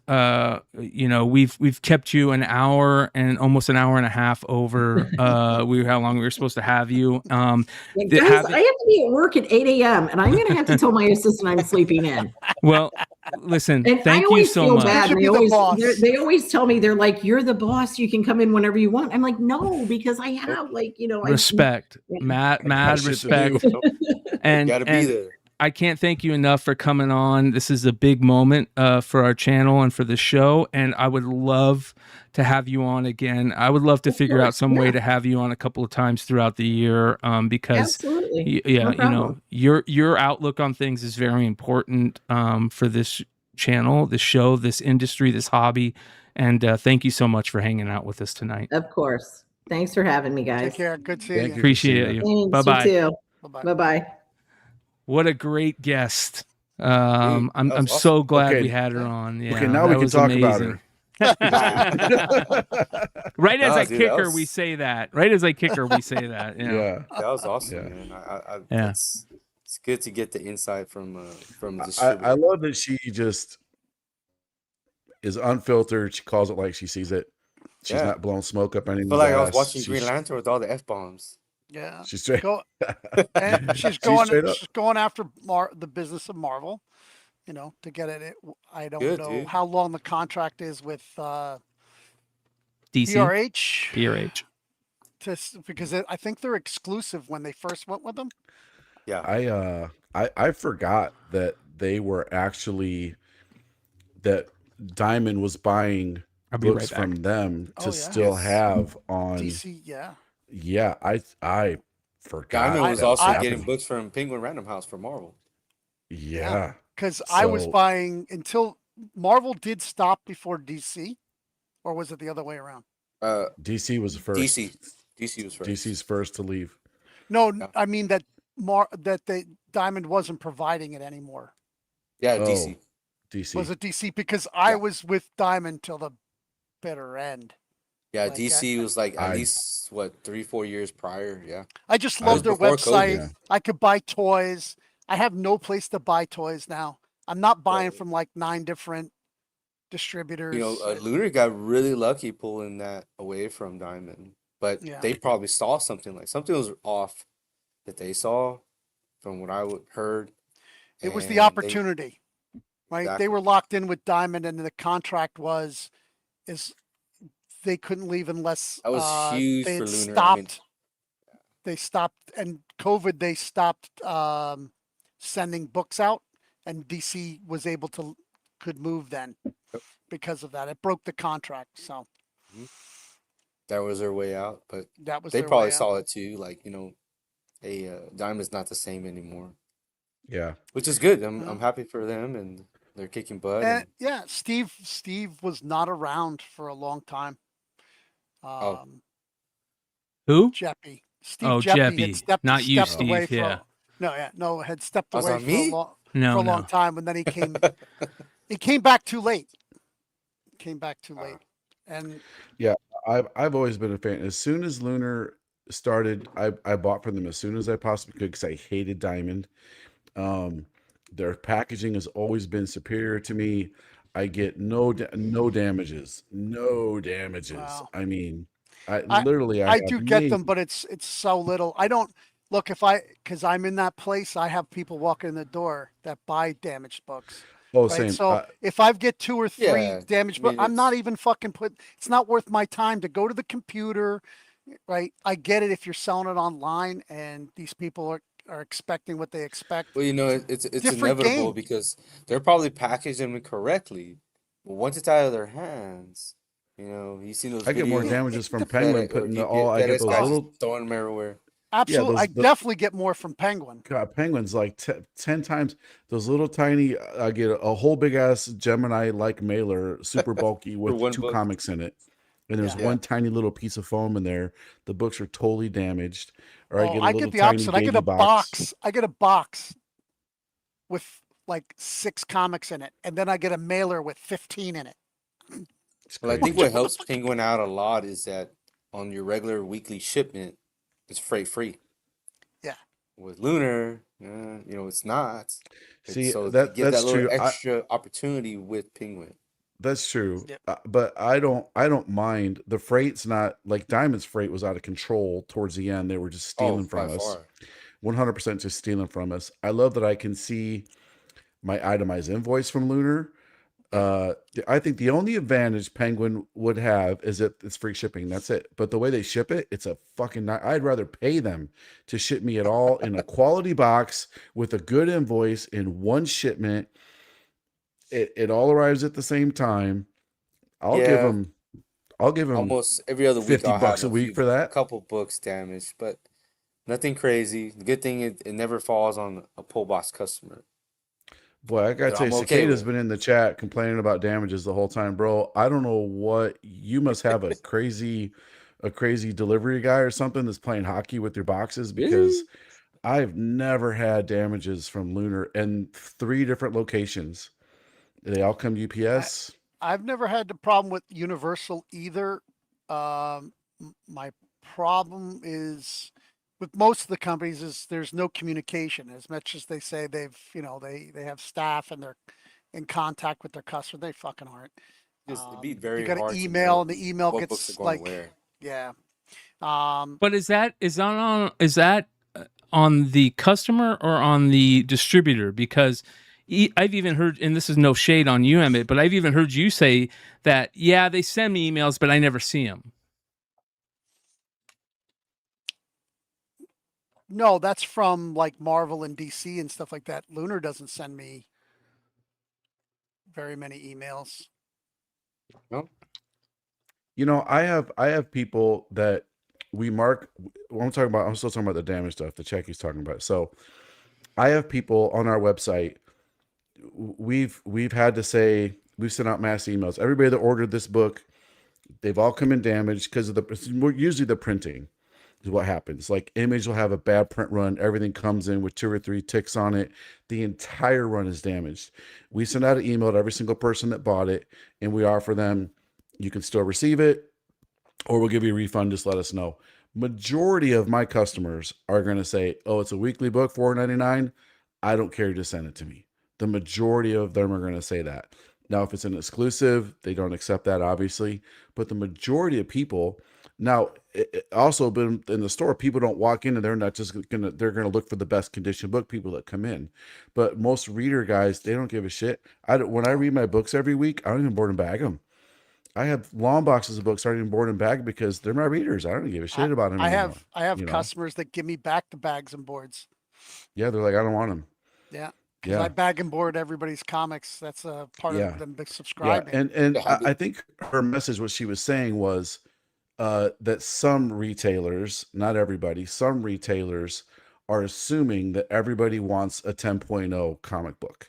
I think the online retailers, for the most part, I know you are one, but I think a lot of other ones that are, they're building a reputation of people getting that perfect book. Yeah. A collectible rather than a comic book. So I think that the problem is they're going to have to over order. Well, yeah, if they need to, but I stopped doing that.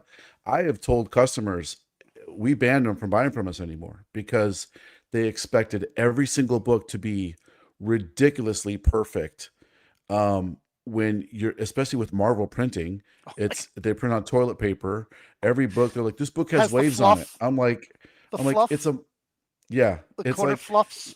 Bindery tear on it, or the corners are all frayed. I think sometimes that's printing. I mean, the bindery tear is always because of the printing, and that's why CGC doesn't take off because of it.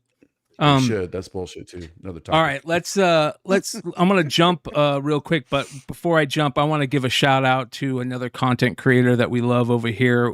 We haven't seen him lately, but that's because he's so busy and doing his thing. So busy, so much so that he's getting ready to hit 20,000 subs, you guys.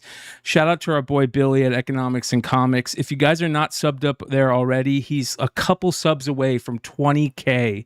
As a matter of fact, here's his live. Nice. He said he was like 40 subs away. So I think there's at least 40 people in here right now. If you're not subbed to Economics and Comics, go sub up. The link is in the chat. Let's get him to 20K by the end of the night if we're able to. And big congrats to Billy, one of the guy who's been doing it, since day one over here on YouTube and just doing good stuff. I know Sean and Billy, came up together and used to work together a lot. Billy's also been on the channel quite a bit. Hopefully everybody knows Billy. He's one of the good guys. So go show him some love. Just 40 subs shy of 20K over there. So good shit. Awesome. Nice. All right.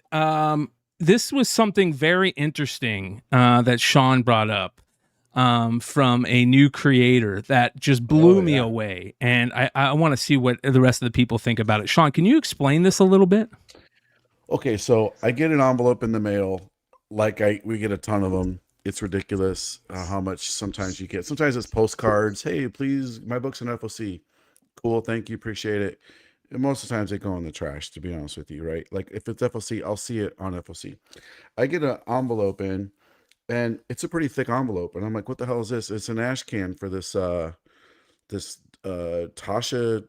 dolls. Tasha Idols. Yeah, Tasha Idols. Yeah, Tasha. Yeah. So I'm like, okay. Okay, looks kind of cool. And then there's this little flyer thing in it, super tiny little flyer thing in it that Brian just showed. And there's a little pack of stickers that I haven't opened yet, but that's pretty cool. So I'm reading this letter. Only tip I'd have for the dude is, Can I read? I'm going to read it real quick. Yeah, because this is pretty amazing. Excuse me. All right. Dear Comics Elite Team, thank you for giving Robot Girl a shot on your shelves. Every shop that takes a chance on a smaller creator-owned book makes a real difference, and we noticed you. We wanted to send you an advanced Ashcan preview of Tasha Idols, our new series launching this October through Keenspot and Lunar. It shares Robot Girl's style and energy and could be a strong companion book for the same customers already picking up our other titles. FOC for Tasha Idols #1 is September 14th. If you've got customers who enjoy Robot Girl, even a small bump to your usual order for the new series could be worth testing. First issues tend to sell more, or tend to set a tone for how a title performs going forward. Thanks for being part of this, and here's how we'd like to sweeten the deal if you decide to order more. If you order 5 copies, we'll send you a signed copy of Tasha Idols #1 cover A. 10 copies ordered, you'll get an original 1-of-1 sketch card with case. 25 copies ordered, you get a 7x10 sketch or a sketch cover if available.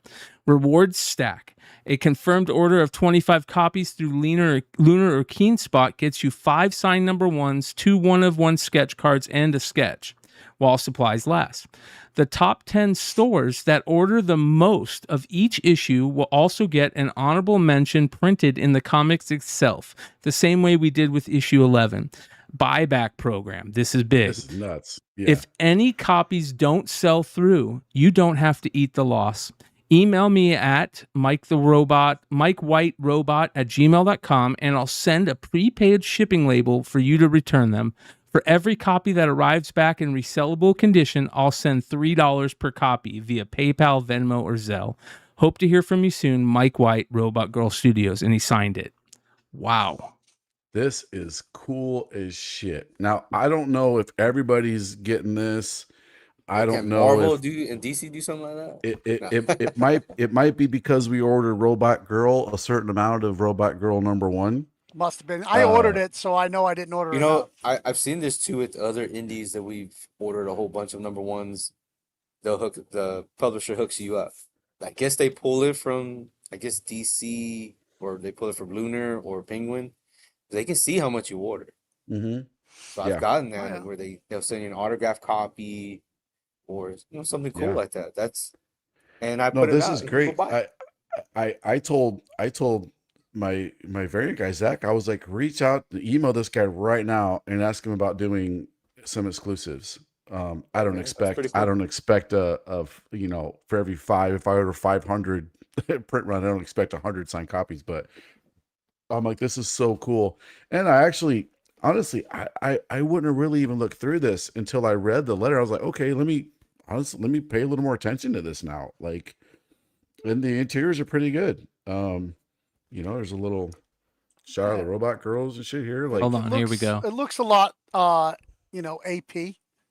Yeah. Antarctic yeah, Press. I mean, and what's cool about it, it's not my thing. I'm not going to collect the series, but I can see a lot of readers liking this. And the dude is also, he's got it on the back too. All those details on the letter are on the back of this. Oh, that's cool. Yeah. Smart. How cool is that shit? So, this guy is the writer, co-writer, co-creator. Pencils, inks, and letters are all done by the same dude. Now, usually, usually that's a recipe for disaster because you don't have another creative in there. You either need a strong editor if you're going to do the whole thing yourself. You need somebody that can really push back and tell you, this is weak, this is strong, do this better, your lettering sucks, whatever. It's usually a recipe for disaster if you don't have a strong editor and you're doing the whole book yourself. More times than not, in my experience, and I read a lot of freaking books every week, that's a surefire way to have a not good comic. This thing looks like it's quality created. He spent some time into doing this. He put some money into this. He didn't do the colors, so he has a pretty good colorist. Pencils, inks, and lettering. The only other person I know that's done it successfully has been Mark Spears, really, that does all the interiors himself, all the stuff himself. So good on this guy. And I just thought it was really worth noting that he's offering all these incentives to buy plus a buyback program at that level. Are you kidding me? That's crazy, dude. Like, good for him. He's confident. That's good. Yeah. Mm-hmm. I like it. Good for him. It's good. So, we asked Christina, what should publishers do better? God, imagine if everybody offered this. I mean, I never liked. Well, that being said, we got two other retailers on here, Emmett and Steven. Like, are you thinking about maybe reaching out to this guy? Yeah, I mean, it sounds like something that's different, something new. Seems like the guy's really confident about his book or trying something to get with the retailers. Yep. That's what, mentioning Christina was like, what is in the future? Like, is that something that she sees later down the road, or how can that happen? It happens just like this. This is how it happens. Yeah, I would have ordered 2 anyway, but since 5 gets something, I don't know if it's going to be every retailer, but if I find out I can get it now, right? Yeah, probably. Is it on Lunar right now? I don't know. Good question. I will bump to 5 just so I have a giveaway for next free comic book day. What was the title? I'm sorry. ITASHA. Itasha. Idols. Itasha Idols. Itasha Idols. Oh, there it is. So there you go. So it should show the signed copy that you have to reach 5. It's the way Lunar usually does it. Oh, FLC already passed. Oh, that's a bummer. Well, we ordered 25 of this cover. What about? I want more. And there's a back cover, so I got 25 of that too. Foil, 5. Well, I want to order more. I'm gonna order more right now. Oh, I'm gonna email this guy too. I mean, my guy already did, but I'll reach out to him also and be like, "Hey, man, you already got somebody from my store email on you, but I'm representing a bigger picture here too." So no, that's due date. Yeah, FOC. Yeah, FOC is 9/14. Oh, yeah, you can still order. Okay, well, I guess I'm an idiot. They got okay. We just ordered cover. some in advance. Okay. I got it. And they got a backshot variant, and then the regular. Yeah, FLC is 9/14. What am I thinking? In store October 28th. So Halloween release. Okay, I think there's more potential. But I think if you got that letter, so obviously Sean, you got that letter, so. Because it's not on Lunar with any one. For every 5 you order, you get this. Yeah. So that might just be a special thing. Special group. Special. You are special. Yeah. So this will You be know, on our I FOC. promise you, if you guys reach out and be like, "Hey, I saw you on this YouTube channel, some bald douchebags talking about you. Can I get this deal too?" Yeah, I Sean can't said it told imagine me him to reach saying out to you. no. Yeah, you know what? Just I order them don't through s- me. I don't sell a lot of I don't sell a lot of books like that, but I'm It sure seems this. like it's like an anime book, right? That's pretty yeah, cool. it looks yeah. Yeah, I I mean, just you got don't the. have that market. I wish I did. I mean, I brought in a whole bunch of anime books and Yeah. manga and At our new Moana location, or we're gonna whatever have they call a full anime section. the American version. There's a Korean version that has a different name. There's an Yeah. American version that has a different name. I don't know these terms because I'm an old Yeah, I'm white the man. same way. I usually don't have an anime manga market at all, but I Yeah. could sell this. Here locally, manga and all that sells pretty well. So now at our new location, I have the space now. So we'll have a Gonna full increase section of that. I mean, it's There- half naked girls running around. So There's not a great like through Penguin and through Lunar.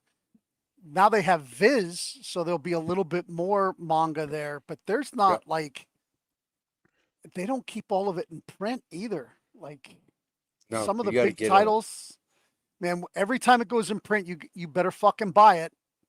Yep. Because if you think you're gonna get fucking what is it, Bleach or Berserk or any of those number ones, it's like an they absolute reprint them every trade. 3 years.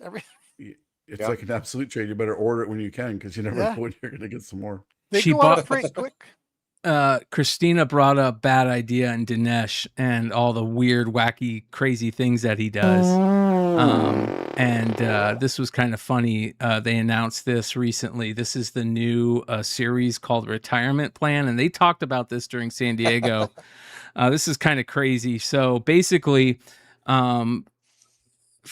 it features a burn after reading edition, of which each copy features a piece of intel handwritten onto the cover.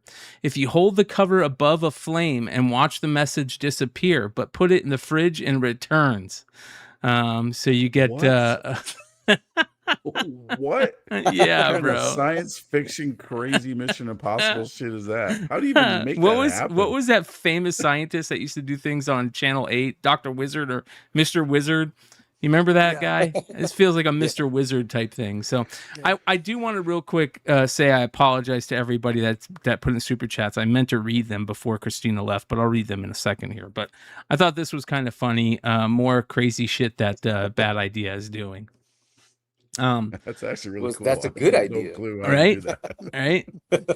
Right. So next, this was kind of crazy. So Emmett, you brought up Green Lantern, I think last week, and I did get to watch episode 1. It was fucking excellent of Lanterns. Yeah. DC's doing a variance for the series Dude, coming up. awesome. So yeah. Oh, that's cool. Yeah. Are they doing it on Green Lantern Corps? Yeah. On all of them, Y'all it looks seen like. episode Yeah. 2? Yeah. Yes, I saw episode 2. All of course. books. Dude, I watch I it as didn't soon as see it it. comes out. Yeah. It's So so dude, good. whoever's directing this, I know it's not James Gunn. No, thank Dude, God. they need to get this person doing the movies. Like it's for good. real, like It's come on, good. man. The writing is really good too. It is. Well, it's here's the great. interesting thing is that this so far, and I've only seen one issue, but this isn't the Hal Jordan that we're all used to. And you guys know I've always talked about this. Hal Jordan's my favorite Green Lantern. Green Lantern is my second favorite DC character behind Batman. I'm a DC I'm a Green Lantern fan, and Hal Jordan's my Green Lantern. And this is the Hal Jordan that we get in Lanterns is not your norm. It's more of a Guy Gardner kind of dickhead than anything than Hal Jordan from the comics. So it's definitely like an Elseworlds vibe. And it's not connected to the DC James Gunn universe, as far as I could tell. So it's its own thing because you don't see Guy Gardner in it, and he mentioned multiple times in the first episode. Appear.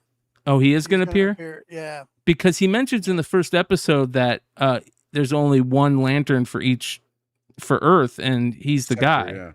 Yeah. So. Yeah, I was not expecting Guy Gardner to show up. I don't think Guy is the same sector, right? He's from Earth. I don't know. We'll see. Okay, so everybody's saying it is connected. Okay, so we'll see. Let's give it a goog. Yeah. I love the Jon Stewart character is fantastic. I was not a he's fan of awesome, him at man. first, but after watching episode 1, I like the guy. I like him a lot.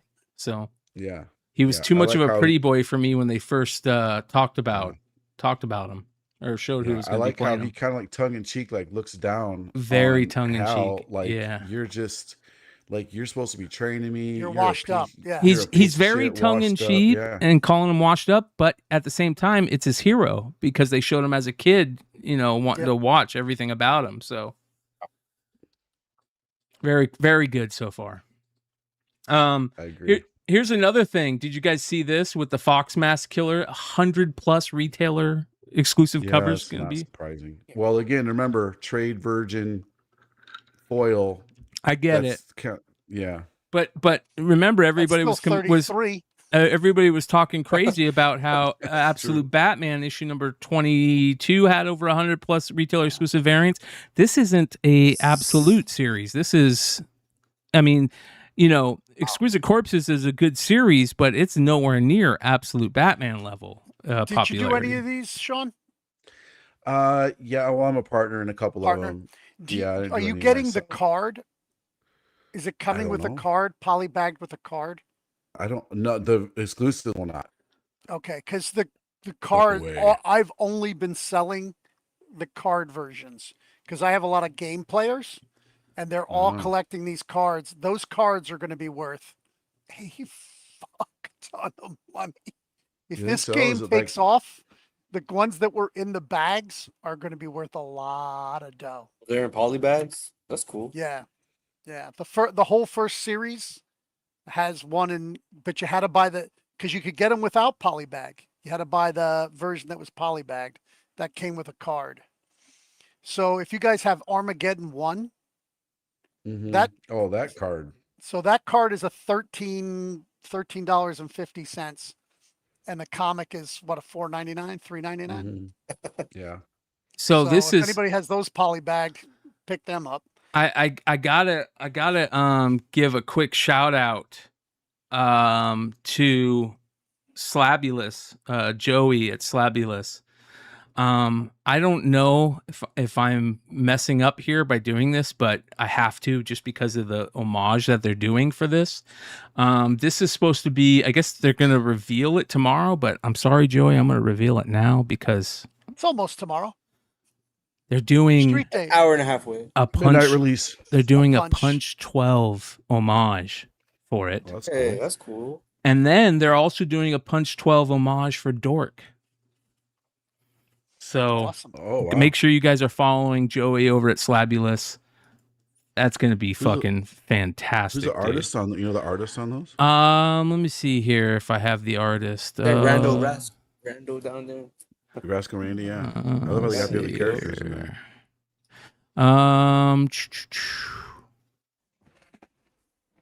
I don't know the artist, so I apologize. But I mean, fantastic. It says here. Let's see. What does it say here? Segura, something Segura on the Fox mask, and then this one is Ryan G. Brown. So that's good on the Dork.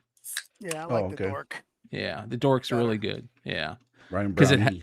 I love how it has the punch feel on the trade dress. Very Gus Rica. I mean, they're both obviously after Gus Rica, but very, very good cool. shit. So, yeah, I love that. Johnny Segura. Look, Slabulous is in the chat. Joey, I hate to mess up your vibe, but great job on these, brother. Great cover, man. Yeah, great covers. Great job. And let everybody in the chat know where they can find them and when they can find them, and we'll drop a link for you. So, good shit, bro.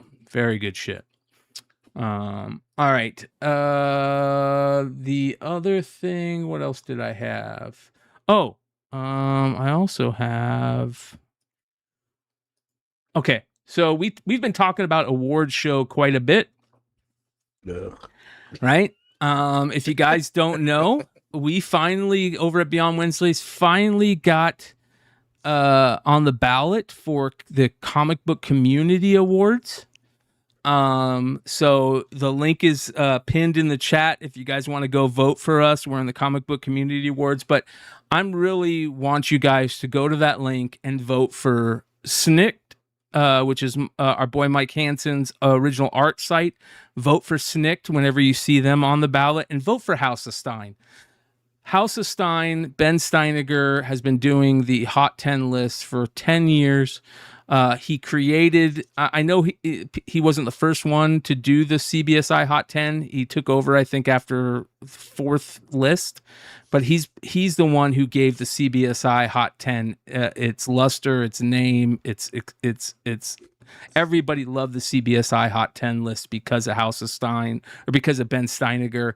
And then when Yellow Fellow took that away from the House of Stein, he said, Ben Steiniger, you can't do the CBSI Hot 10 list anymore because you're friends with Brian. And Ben Steiniger said, I'm going to continue being friends with Brian, and I'll walk away from it. I'm not going to let you continue to threaten to take it away from me unless I quit being friends with Brian. And he started the House of Stein Hot 10 list, and Stein deserves recognition. And I would hope you guys go vote for the House of Stein in the Comic Book Community Awards ballot. The link is pinned in the chat. It's also in the description. But bringing this up, I want to talk about this. Here's a new awards list.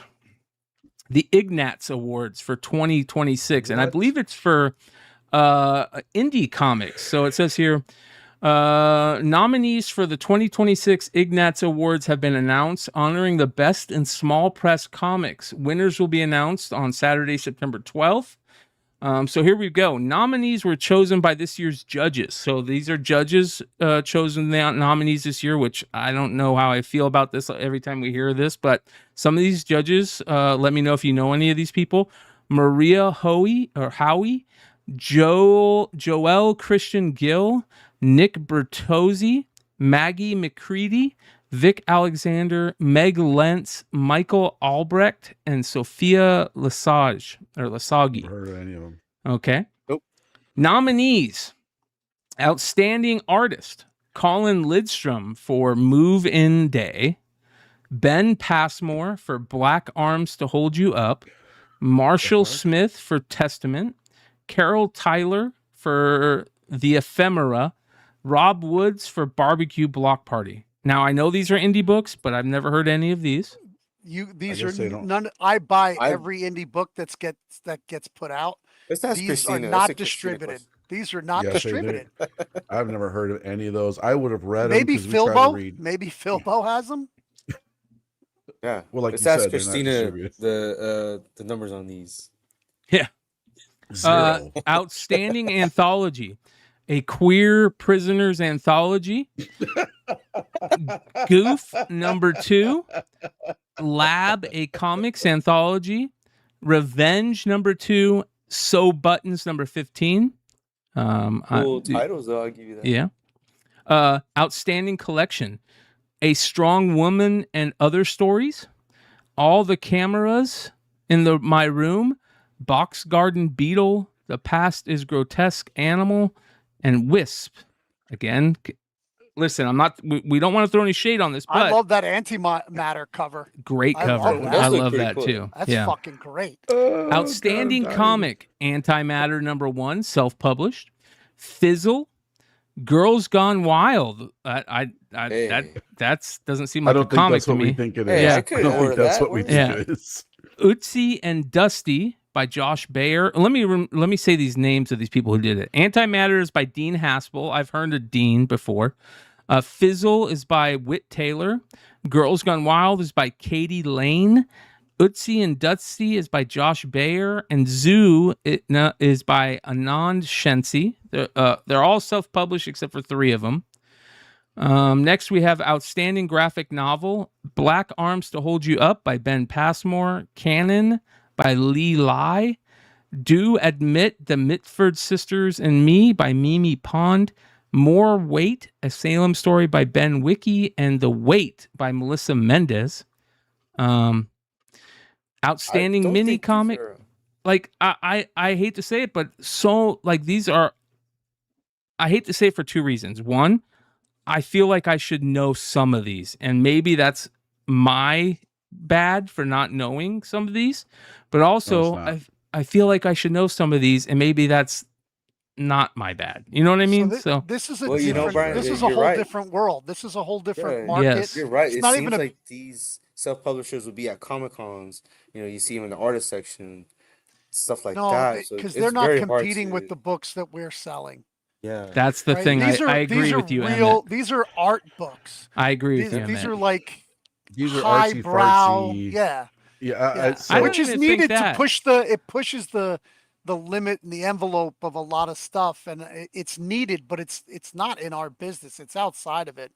These are art students that are reading these, and you know. I mean, they're cool. Yeah, I mean, I probably would order a few of what was different that covers. one? What was that one title about? Maybe the in Girls prison? Gone Wild. About No, what? no, I looked that up. It's total crap. There was one. I The gay died prison. laughing. The prison. gay Oh, I got you prison. one. Hold on. How niche? How niche No, can you the get? other one. A Strong Woman and Other Stories is one. Oh, a queer prisoners anthology. Beautiful Doing an exclusive on regrets. That's it. Queer community is huge, and especially like in the comic shop. Like I would carry that book if it was distributed. You know I what? would You're not right. sell a It probably I have single a one of lot. any of these books. I mean, you know I what? have a It would much sell. different You're market. right. I would not I have sell a lot. single one of these. I have No, a there's lot no of the queer comic community books. The good thing about comics, there's no discrimination. There's a No. comic book for everybody. for everybody. That's Yeah. that's the awesome part. Hey, You know? that's the good and bad about comics is anybody course. can do them. Yes. Yeah. Anybody can Yep. do them. That's the good part about it.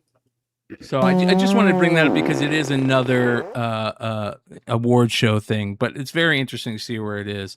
Love for Comics says, "Where's my I voted button for $5 super chat?" Thank you, Love for Comics. Our other super chats. I want to go through some of our other super chats real quickly.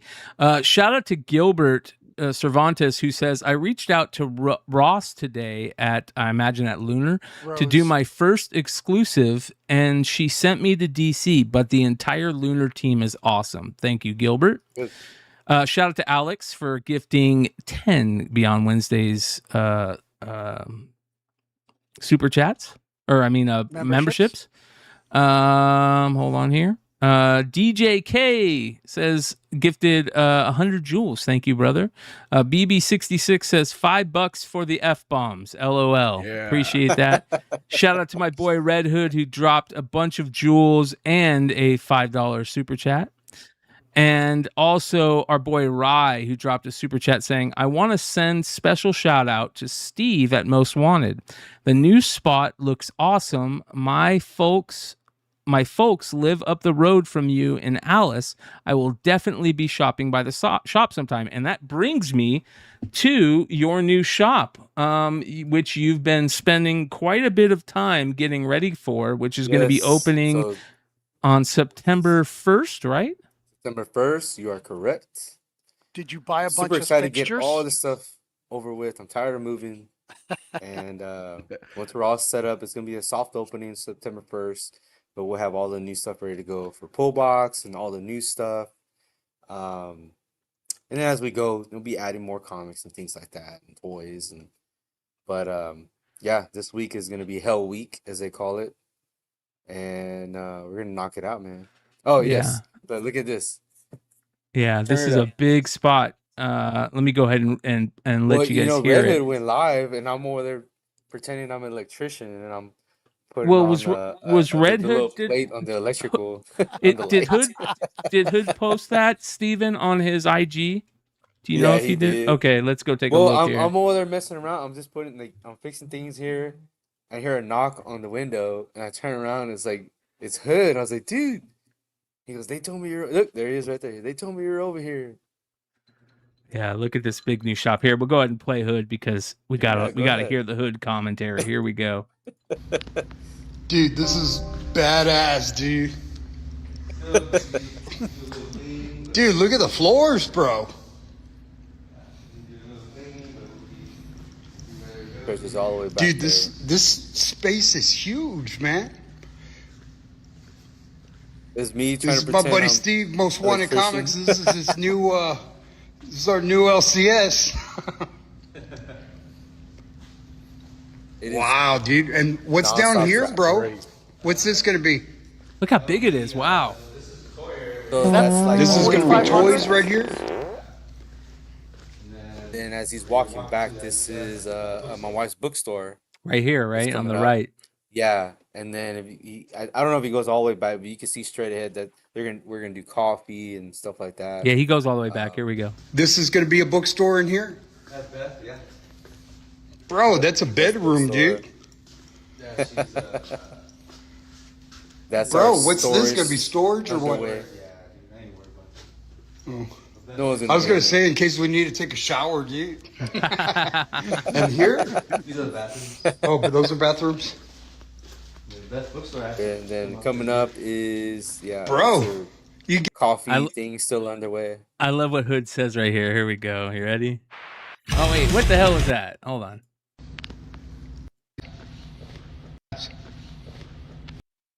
What's going on here? Dude, this is bad. Clicking off it. There you go. Brian? Nah, McClay ain't here. Brian? Yeezy. This whole wall go the wrong way. Gotta go pop. Right over here. Oh no. Dude, look at the floor, dude. Nice. No, I was going to the gym and Yeah, I saw your our truck, friend Bob Steven, and shows then up. I recognized his. That's Our other nice. friend Bob shows up. So how many square footage is that? Is that 5,000? It is a 4,000 square feet. That's big, man. And you got a little area that's like when he says it's going to be Yeah, a that's- bar. It's going to be coffee. Yes, You're that's gonna gonna be a bar coming up. Yeah. Yeah, here we go. He's coming up to it right now. Here. Oh, but those are bathrooms? The best bookstore actually came out pretty good.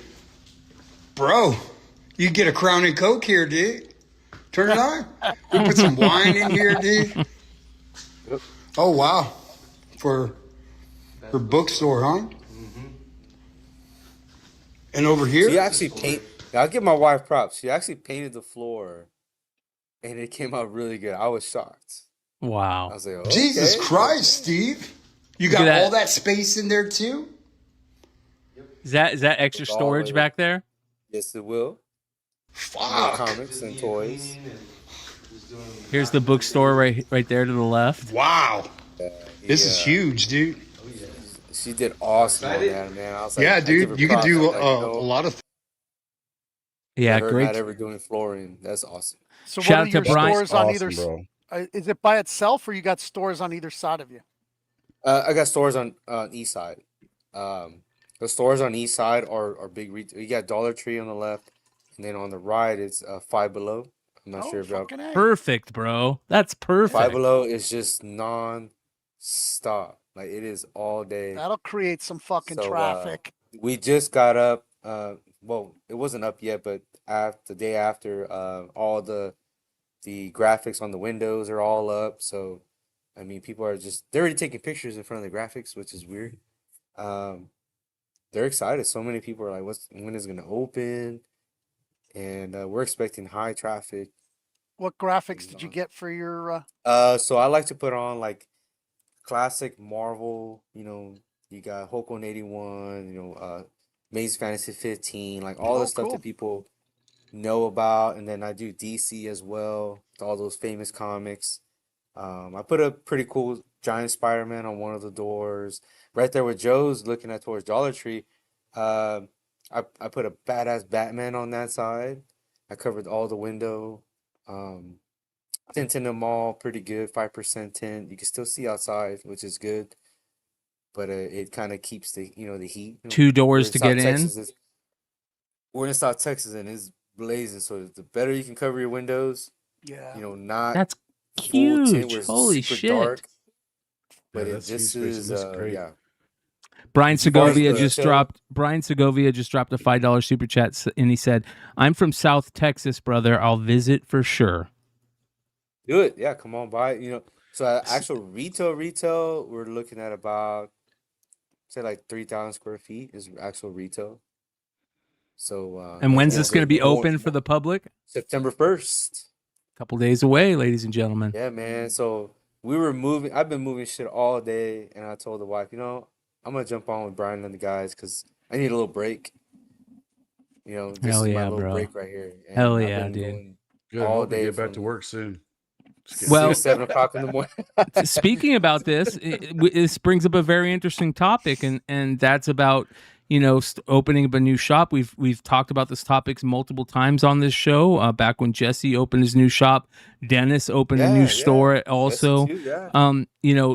Sean has been talking about him kind of like downsizing his storage, where he's got a ton of like things for new shops, whether it be slat wall, like all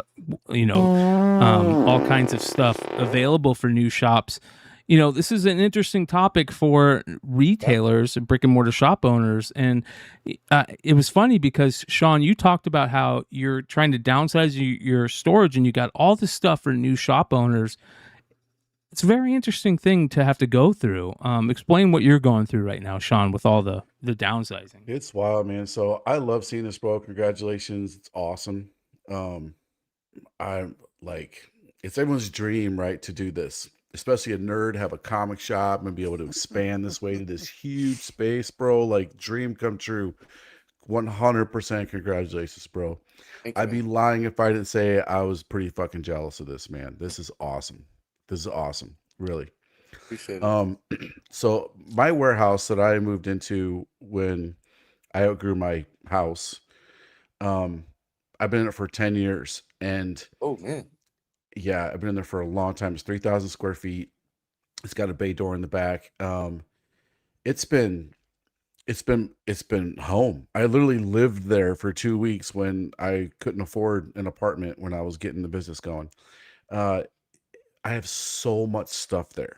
So much. Imagine buying collections for years and selling crazy how them, much and you then accumulate. yeah, and then keeping it, and then everything from not just comics, but you buy collections and there's all this junk in the collections, prints and Yeah.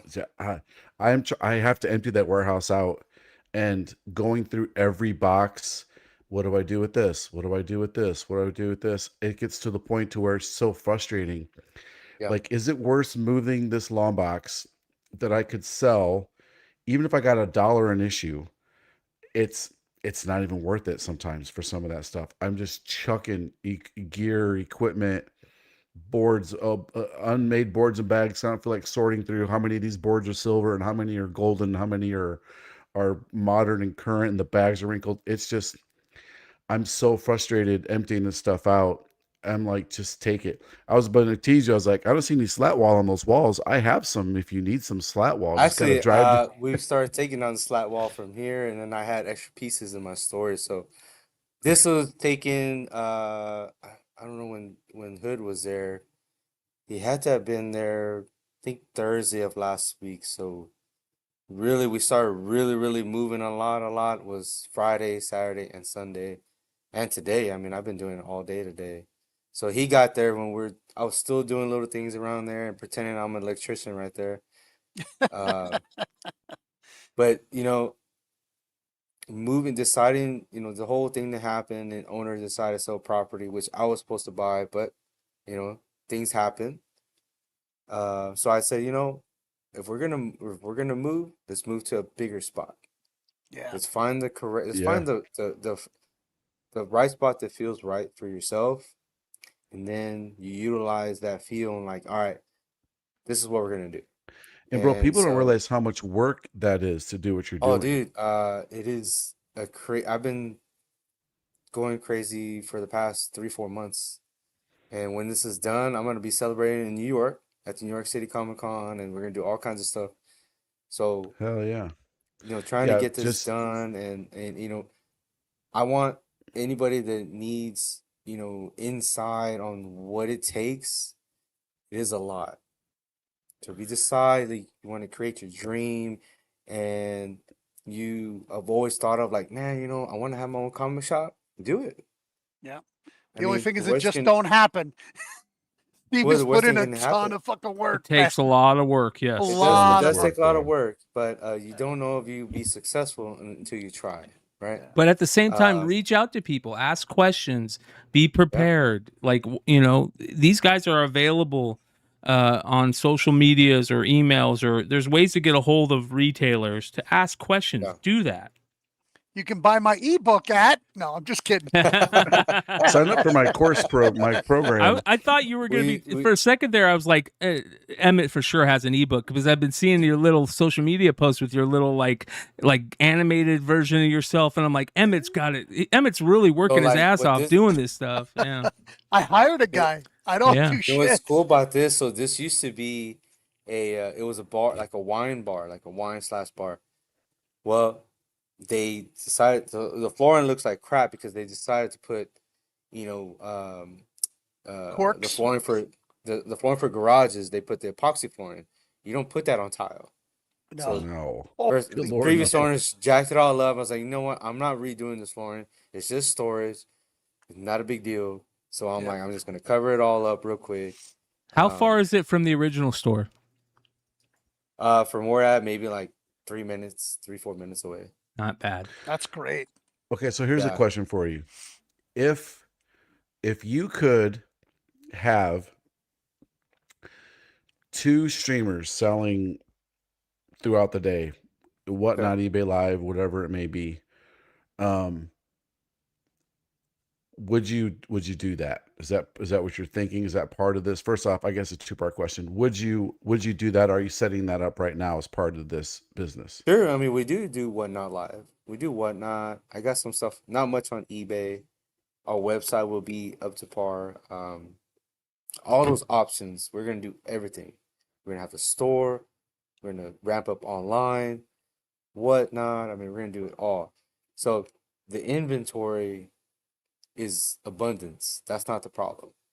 Okay. Now, like what you're mentioning is getting someone to do it for us. I think that would be cool. We get someone who's knowledgeable at the same time that's easy to talk to, because you have someone live, people will attach themselves like, hey, this guy's cool. I'm gonna buy from him just because he's cool, and we get pretty good deals off of him. That's all you need. You need someone that's cool, and you'll sell so much. Whether it sells for $2, $3, that's you move by volume on Whatnot. To me, trying to sell the big books, that's cool, but getting rid of the stuff that's just sitting there and you get something for it, I'm fine with that. So Yeah, when you have as we'll much have that. inventory as you got, bro, like you don't even need to touch your big books at that point. Those can just sit there for show because you have so much other stuff. Well, I've been to moving so sell. much stuff out of my storage here now, today, and I'm going through the box. I'm like, damn it, I didn't even remember buying this stuff. Like, I bought this stuff like 3 years ago. And it's been sitting in store in here in my own store, and I buy shit every day when I have such cool books in here. And I was going through so much today. My wife's like, you need to stop going through the books and just start packing. Like, just start loading on the truck and get out of here. And she's right. And I'm like, you got a good I had to partner. see, like, I don't know what's in here. So I take a quick glance and throw it on the truck. But I found so many good books in here, dude. Today alone. I don't know why I keep buying, but dude, it's fun to buy. I have fun buying. Like, oh, it doesn't absolutely. matter It's what I one buy. of the best parts of this business.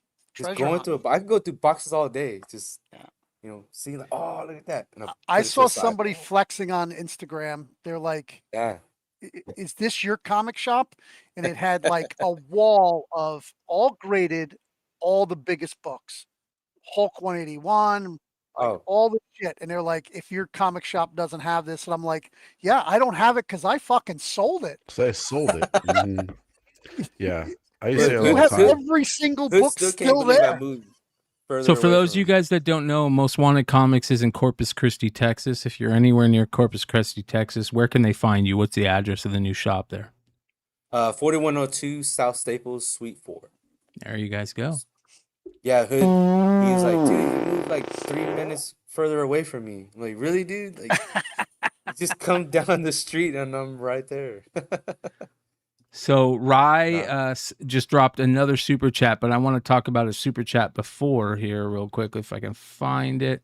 He said, love to see this. When I was a Oh, kid, yeah. my working class parents would specifically make the drive every 3 weeks or so I could hit up the comic shops. Thank you, Mom and Dad.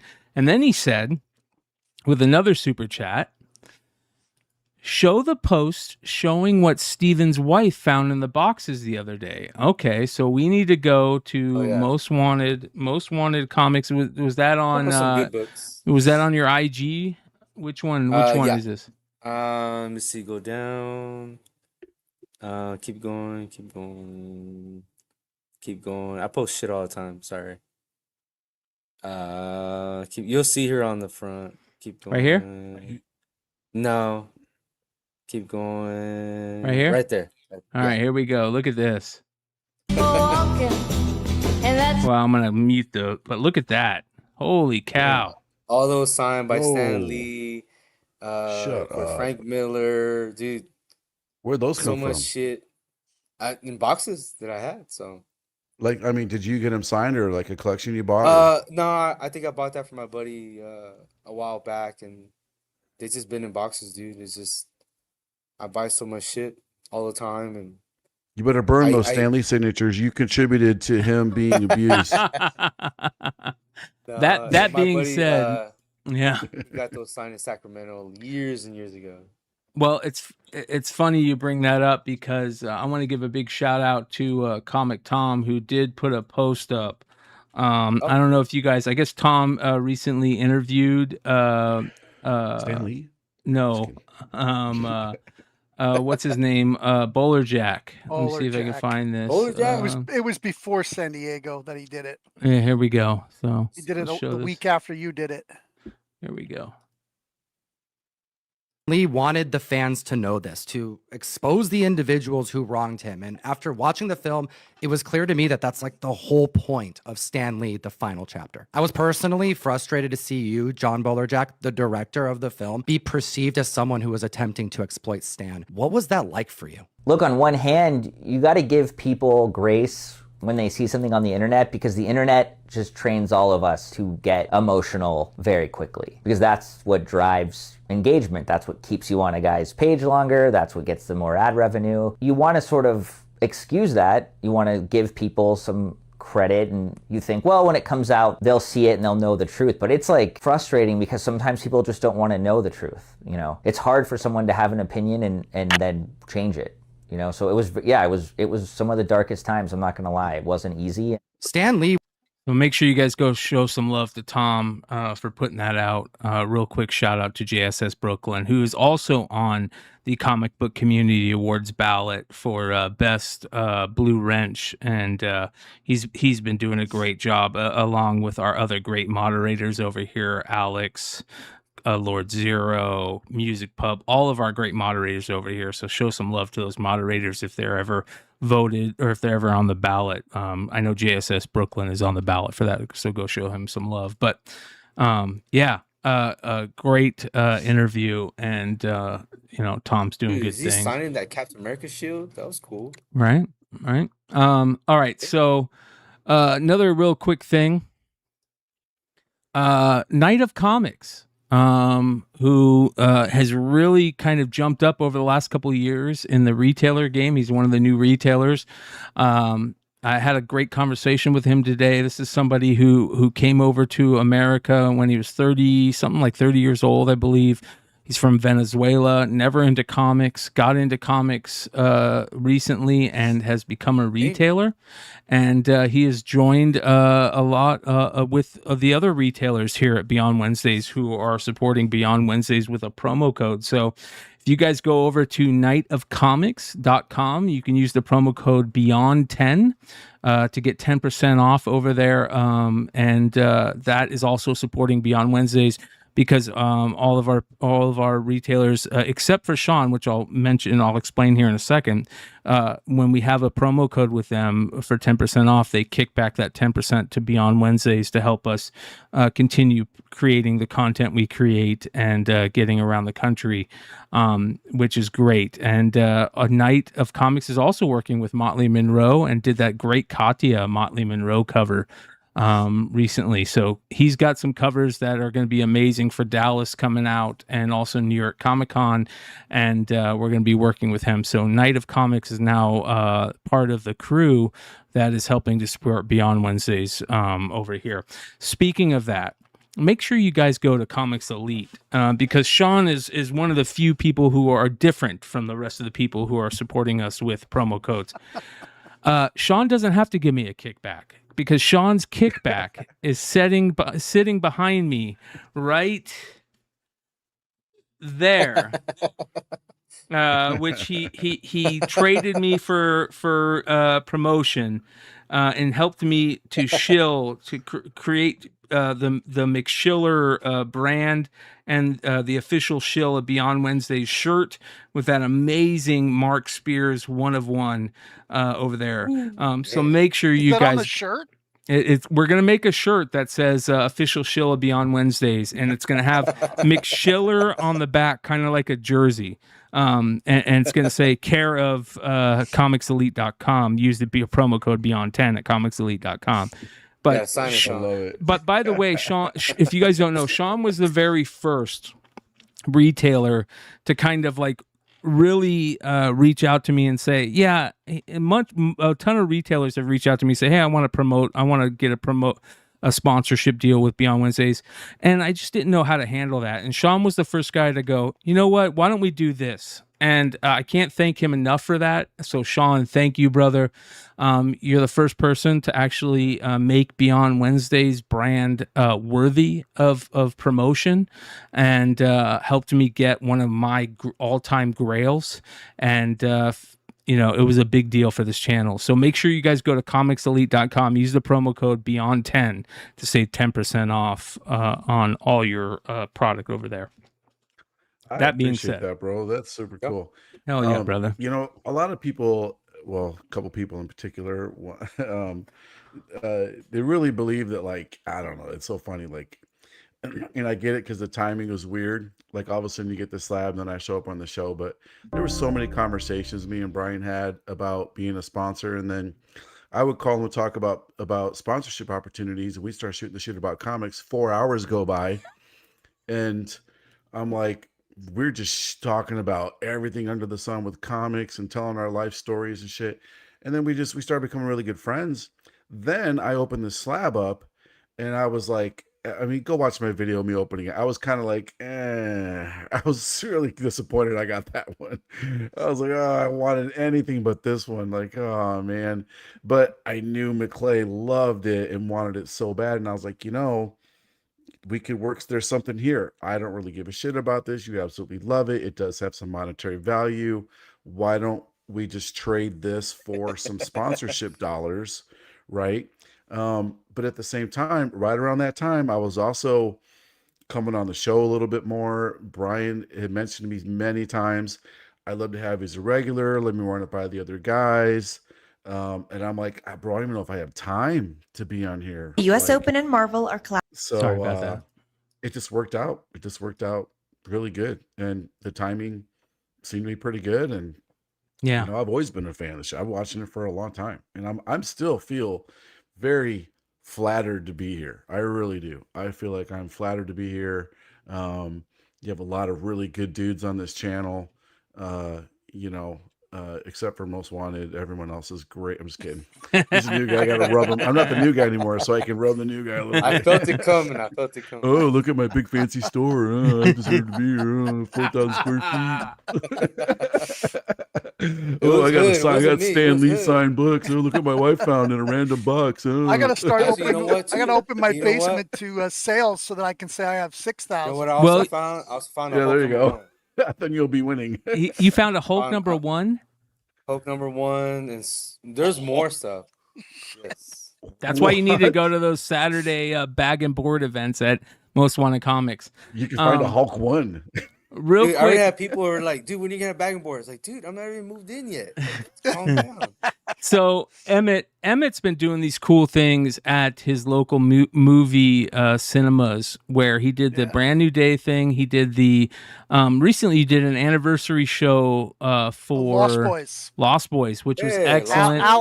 Alan Frog was there. The guy who played his name is James. That's cool. That's badass. Jameson Newlander. Yeah, really cool dude. So I think that's amazing, and we've talked about this for a while. How these comic publishers need to, and we talked about it tonight, more advertising. They got to figure out better ways to do it. And then this happened. I don't know if you guys saw this, but I'm going to play this real quick here. Here we go. Let's unwrap the 5 rare collectible covers of the U.S. Open Spider-Man blind bag. Let's get to unwrapping. The U.S. Open and Marvel are collabing for a 3rd consecutive year. The covers feature Spider-Man in one of the 5 boroughs and are limited to 1,000 copies each. They'll be given away at random in a blind bag to the first 1,000 fans on site who pick up their comic book Monday, August 24th through Friday, August 28th. With the new and original Spider-Man comic book that champions the theme of the 2026 U.S. Open, celebrating our New York story. Let's unwrap the... Very interesting. What was interesting to me, I mean, it's cool, and I think this is great that they're doing this type of thing. This is their 3rd year doing promotion at the U.S. Open, which is great. I love it. But she said there's 1,000 of each cover, but they're only giving away. There's 4 different covers, and they're only giving away 1,000 to the first 1,000 people. So that means that there's 3,000 left. What do you guys think they're going to do with those 3,000 extras? Are they going to open those up for retailers? Maybe New York. What are your guys' thoughts? How do you know there are extra ones? Well, she says that there's 1,000 of each cover, limited to 1,000 of each cover. And that they're only going to be giving 1,000, blind bags away to the first 1,000. Oh, I don't know. Well, it would make sense to give them all away, right? Yeah, somebody's going to be getting them. Yeah, some person there that's in charge of giving them out. I'm more sure they're gonna have more than 1,000 people at the U.S. Open. I was gonna say what Heroes Reborn said in the chat. 1,000 given per day. 1,000 given per day. Okay, that makes sense. 4 days. Sense, yeah. Okay, that makes sense. I like that. So if you're in the U.S. Open area, you should stand out front and buy them from the 1,000 people who don't give a shit about totally. Them. Or if you're at the U.S. Open, look under your seats to see all the people that leave them. Right? Yeah. There you go. Yeah. So these could be some big books on the secondary market. And, maybe if you're retailers in the area, it's something worth looking into. To, like you said, Emmett, maybe stand outside the U.S. Open and offer, $5 per or something like that. That type of thing. So when I got back from art is that? I wonder who did some art. I'm trying to figure out who did what. Those Topps baseball cards came back to my base. And 1992 Desert Storm Topps cards, which are the creme de la creme for the junk wax era. Those Desert Storm Topps cards, 1992, were at the height of the junk wax era. And if you have that Desert Storm stamp on any of those cards, it's like 100 Desert Shield, 1,000x. And if they're unopened, oh my God, you've won the lottery. I bought 17 boxes. Everybody on my base got 30 packs, and I bought as many that I could, and it made 17 boxes worth. And I brought them up the East Coast and sold them at between $800 and $1,000 a box. Wow, bro! In 1990. Did you keep any of them? No, I did not. Oh man! Oh man! That Chipper Jones, I think it's Chipper Jones in that set. I can't remember which is. Yeah, is it Chipper 91. Jones? It's the 91 set actually. Yeah. Oh man, that Chipper Jones is like probably $100,000 plus. And the Nolan Ryan is big. Really? Ken Griffey Jr., Frank Thomas, Ricky Henderson. If you want a chance of finding any of those, Myrtle Beach Air Force Base got back all that were not handed out overseas, which is like 99% of it, came back because the war ended so fast. They didn't have the logistics to hand it out. So it all came back to one base. For those of you guys that don't know what I'm talking about, this is an example of them. 1991 Topps was the height of the junk wax era. The only really good card in the set is a Chipper Jones rookie. But if you had this special palm tree stamp on there, which came from those Desert Shield packs, those specific packs for vet or our military. They are crazy, and you could see like I think these are prices on it. A Nolan Ryan sells for $3,000 plus. Jesus. Greg Maddux will sell for $1,000 plus in a PSA 10. I mean, like Frank Thomas 600, Tom Glavine 300, 550 All the for the Hall of Famers are in Mattingly, that range. Yeah. 825 Ozzie Smith. I mean, you can see 750 for John Smoltz. Like it's nuts. And even commons are $40-$50 a piece. Yeah.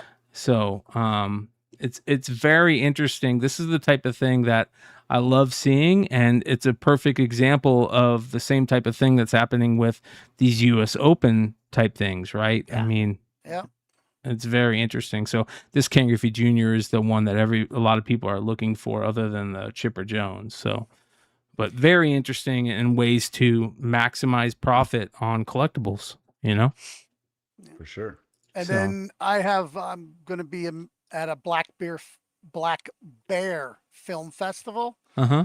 I'm on a panel for a movie that I was in, but also they've requested me to bring, I don't know if you saw my Instagram. My vehicle's almost finished. I have a Jurassic Park Jeep. I have it on my Instagram that I've been working on for some time.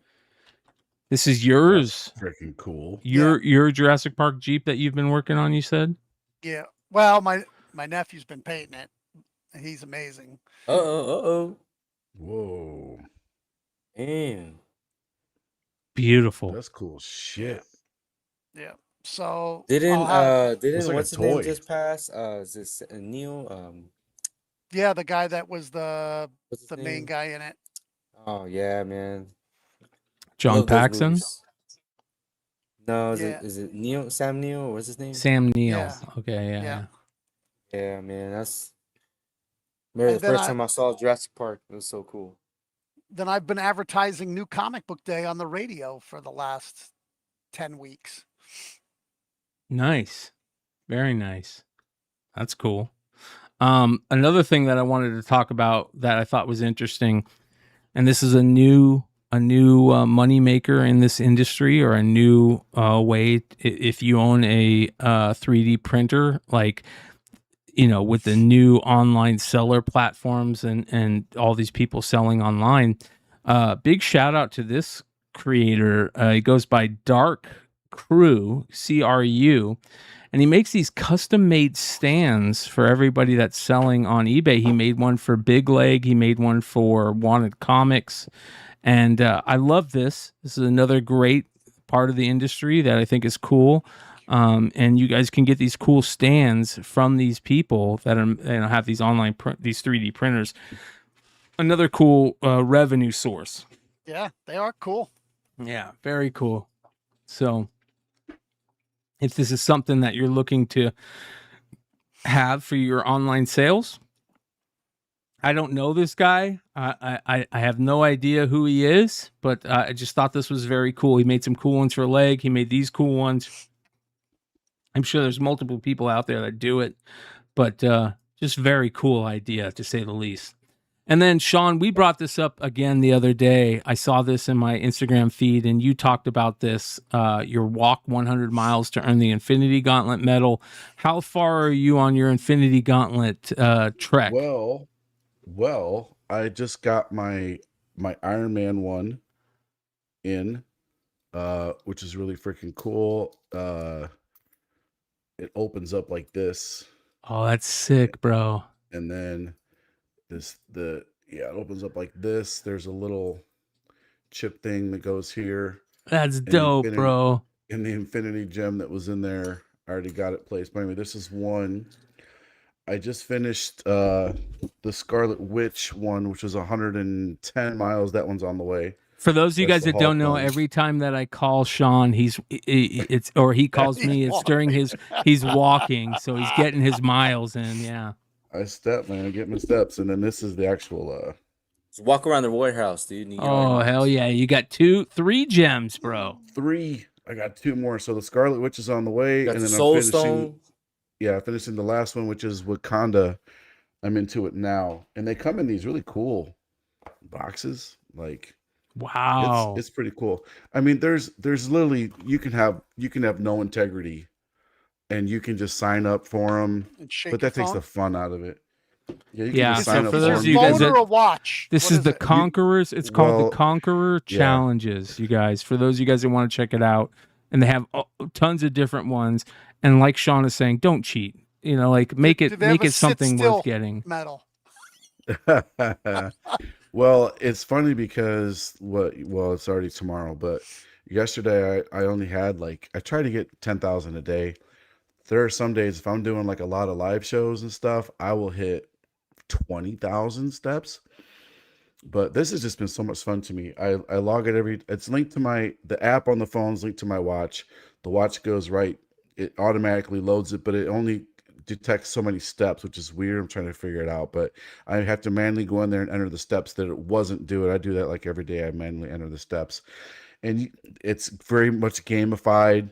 It shows your progress on the map. You can see other people on the map. You unlock postcards and comic covers and all the shit that you can read about the history. They do a really good job. I'm probably gonna do the Lord of the Rings one next because it looks awesome. I heard about the one. Somebody reached out to me about the One Ring, which is very cool. And maybe we should reach out to them and maybe see if they will come on and talk about us because I think it's just a cool thing. So good on them. All right, next I want to give a big happy birthday to one of our favorite creators over here at Beyond Wednesdays, the absolutely beautiful Sveta Shabina. 36 years old. Congratulations on 36 revolutions around the sun. Absolutely beautiful. One of the best artists in the game. And as a matter of fact, Adam, who is Sveta's art rep, will be joining us tomorrow night on the show to update us on what's going on with Sveta and the Dreadful 3. So make sure you guys come hang out with us tomorrow night. Send Sveta your birthday wishes. Let them know that Beyond Wednesdays sent you over, and show her some love. She's such an amazing creator, not just artist, but also creator of the Dreadful 3 and just doing very cool things in comic books. And comics is not her main thing. I mean, she is a real artist who is doing big time things with many companies out there that other than comic books. So she is located in the Ukraine, and you guys know the crazy stuff that's going on in Ukraine right now. So show her some love. Let her know that we sent you over to there. And she's just doing great things, and there's more to come when it comes to Sveta Shabina art Beyond Wednesdays. Be on the lookout for New York Comic Con. That's all I'll say for now. And more to come. So that being said, we are almost 3.5 hours into the show. Sean, Comics Elite, what's going on with Comics Elite coming up in the next week? Anything interesting? Keep your eye on the website. Tons of drops. I don't even know at this point. I'm working on Dallas stuff to get Fan Expo ready, working on New York stuff. We have Nephi Wars announcements. So much stuff, man. ComicsElite.com, you guys. Use the promo code Beyond10 to get 10% off of there. If you got cosplay covers. I swear every time you check, we drop a cosplay cover. I And know, it's like right? the most boobies ever every time you check the website. I know, dude, but it's okay. It's okay. So Those are mama books. Yeah, they're mama books. So that being said, I mean, you've got so many amazing things going on over there. I mean, look at this. Look at that Green Arrow Bjorn Barons. That's beautiful. Cedric Pouliot covers. I mean, just great stuff over at ComicsElite.com. You guys go to ComicsElite.com. Use promo code Beyond10 to get 10% off. Emmett, what about you? Haven for Heroes. Anything going on over the next week? No, I'm just getting unburied, man. I'm buried. I got to get stuff cleaned up and get stuff going. Yeah, I got the website. We're getting more stuff on it. But my kid is going to be spending some time with his mother, who's coming to visit the area. So I've been using my kid that is supposed to be doing the internet stuff to do stuff that him. So it's a little lagging, but had a good sale on there today. Nice. Look at sale. this. But You can get a 2008 tribute to Michael Turner for $9, $8. I mean, look at that. Yeah. Beautiful Michael Turner Hey, that's cover. pretty good. That's the type of stuff you can find over at havenforheroes.com, you guys. havenforheroesinc.com. Yeah. Look at that gorgeous Yeah. Michael Turner cover. Holy moly. So, hell yeah, brother. Somebody bought all of my, almost all of my Laura Croft stuff after she appeared in the G.I. Joe. Somebody She's just hot. hit my website site and bought every Adam Hughes cover. I think, yeah, every Adam Hughes and like all the number ones. Yeah, that's awesome. Yeah, It's good. yeah. It's good to have it up there. You know, get it moving. Hell yeah. Hell yeah. All right, Steven, you've got a move that's going on. You're moving stores from this store, which you were in, to the new store, which is a couple minutes away in Corpus Christi, Texas. Other than that, what do you got coming up? I'm gonna try to make it out to Dallas Fan Expo. If we can hustle and get things going and settled in as fast as possible. I told the wife, like, I really do want to go. I like going to Dallas. We have a lot of fun. It'd be time to, relax a little bit, recharge, and then come back and hit it hard for a few weeks and then fly out to New York for New York City Con. So, I just want to say thank you for everybody for the support. Some of the people on the chat supporting us as well. I always let people, hey, jump on, share it. Get the more people, the better. Man, it's been awesome. Finally get to come on. This is so relaxing for me.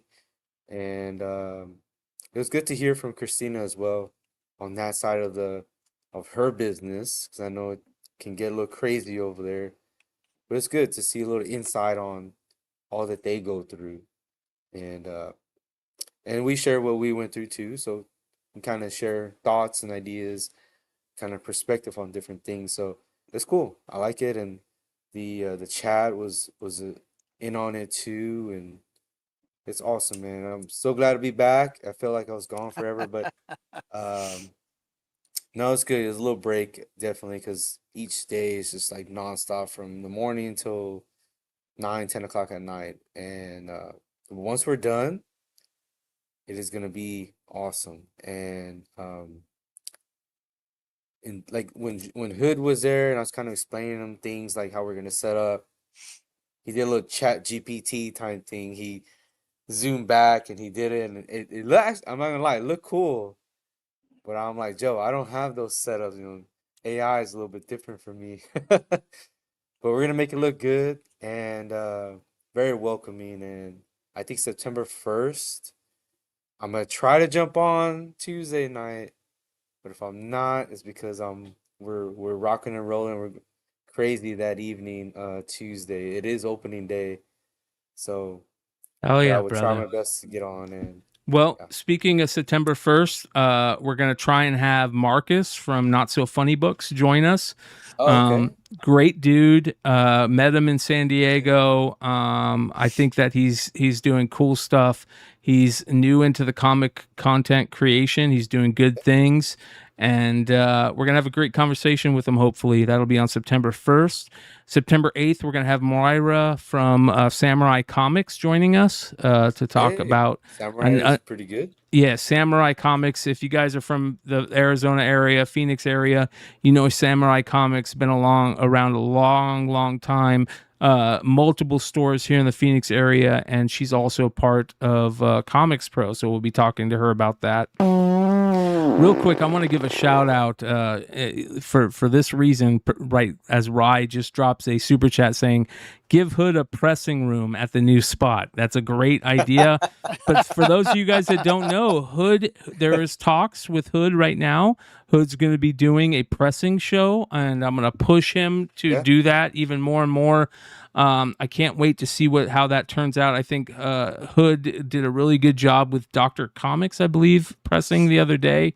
on his show. And I think Hood is just such a wealth of knowledge when it comes to not only comic books, but pressing specifically, that I'm really looking forward to seeing what show they cook up, especially, and we're gonna be promoting the hell out of it over here.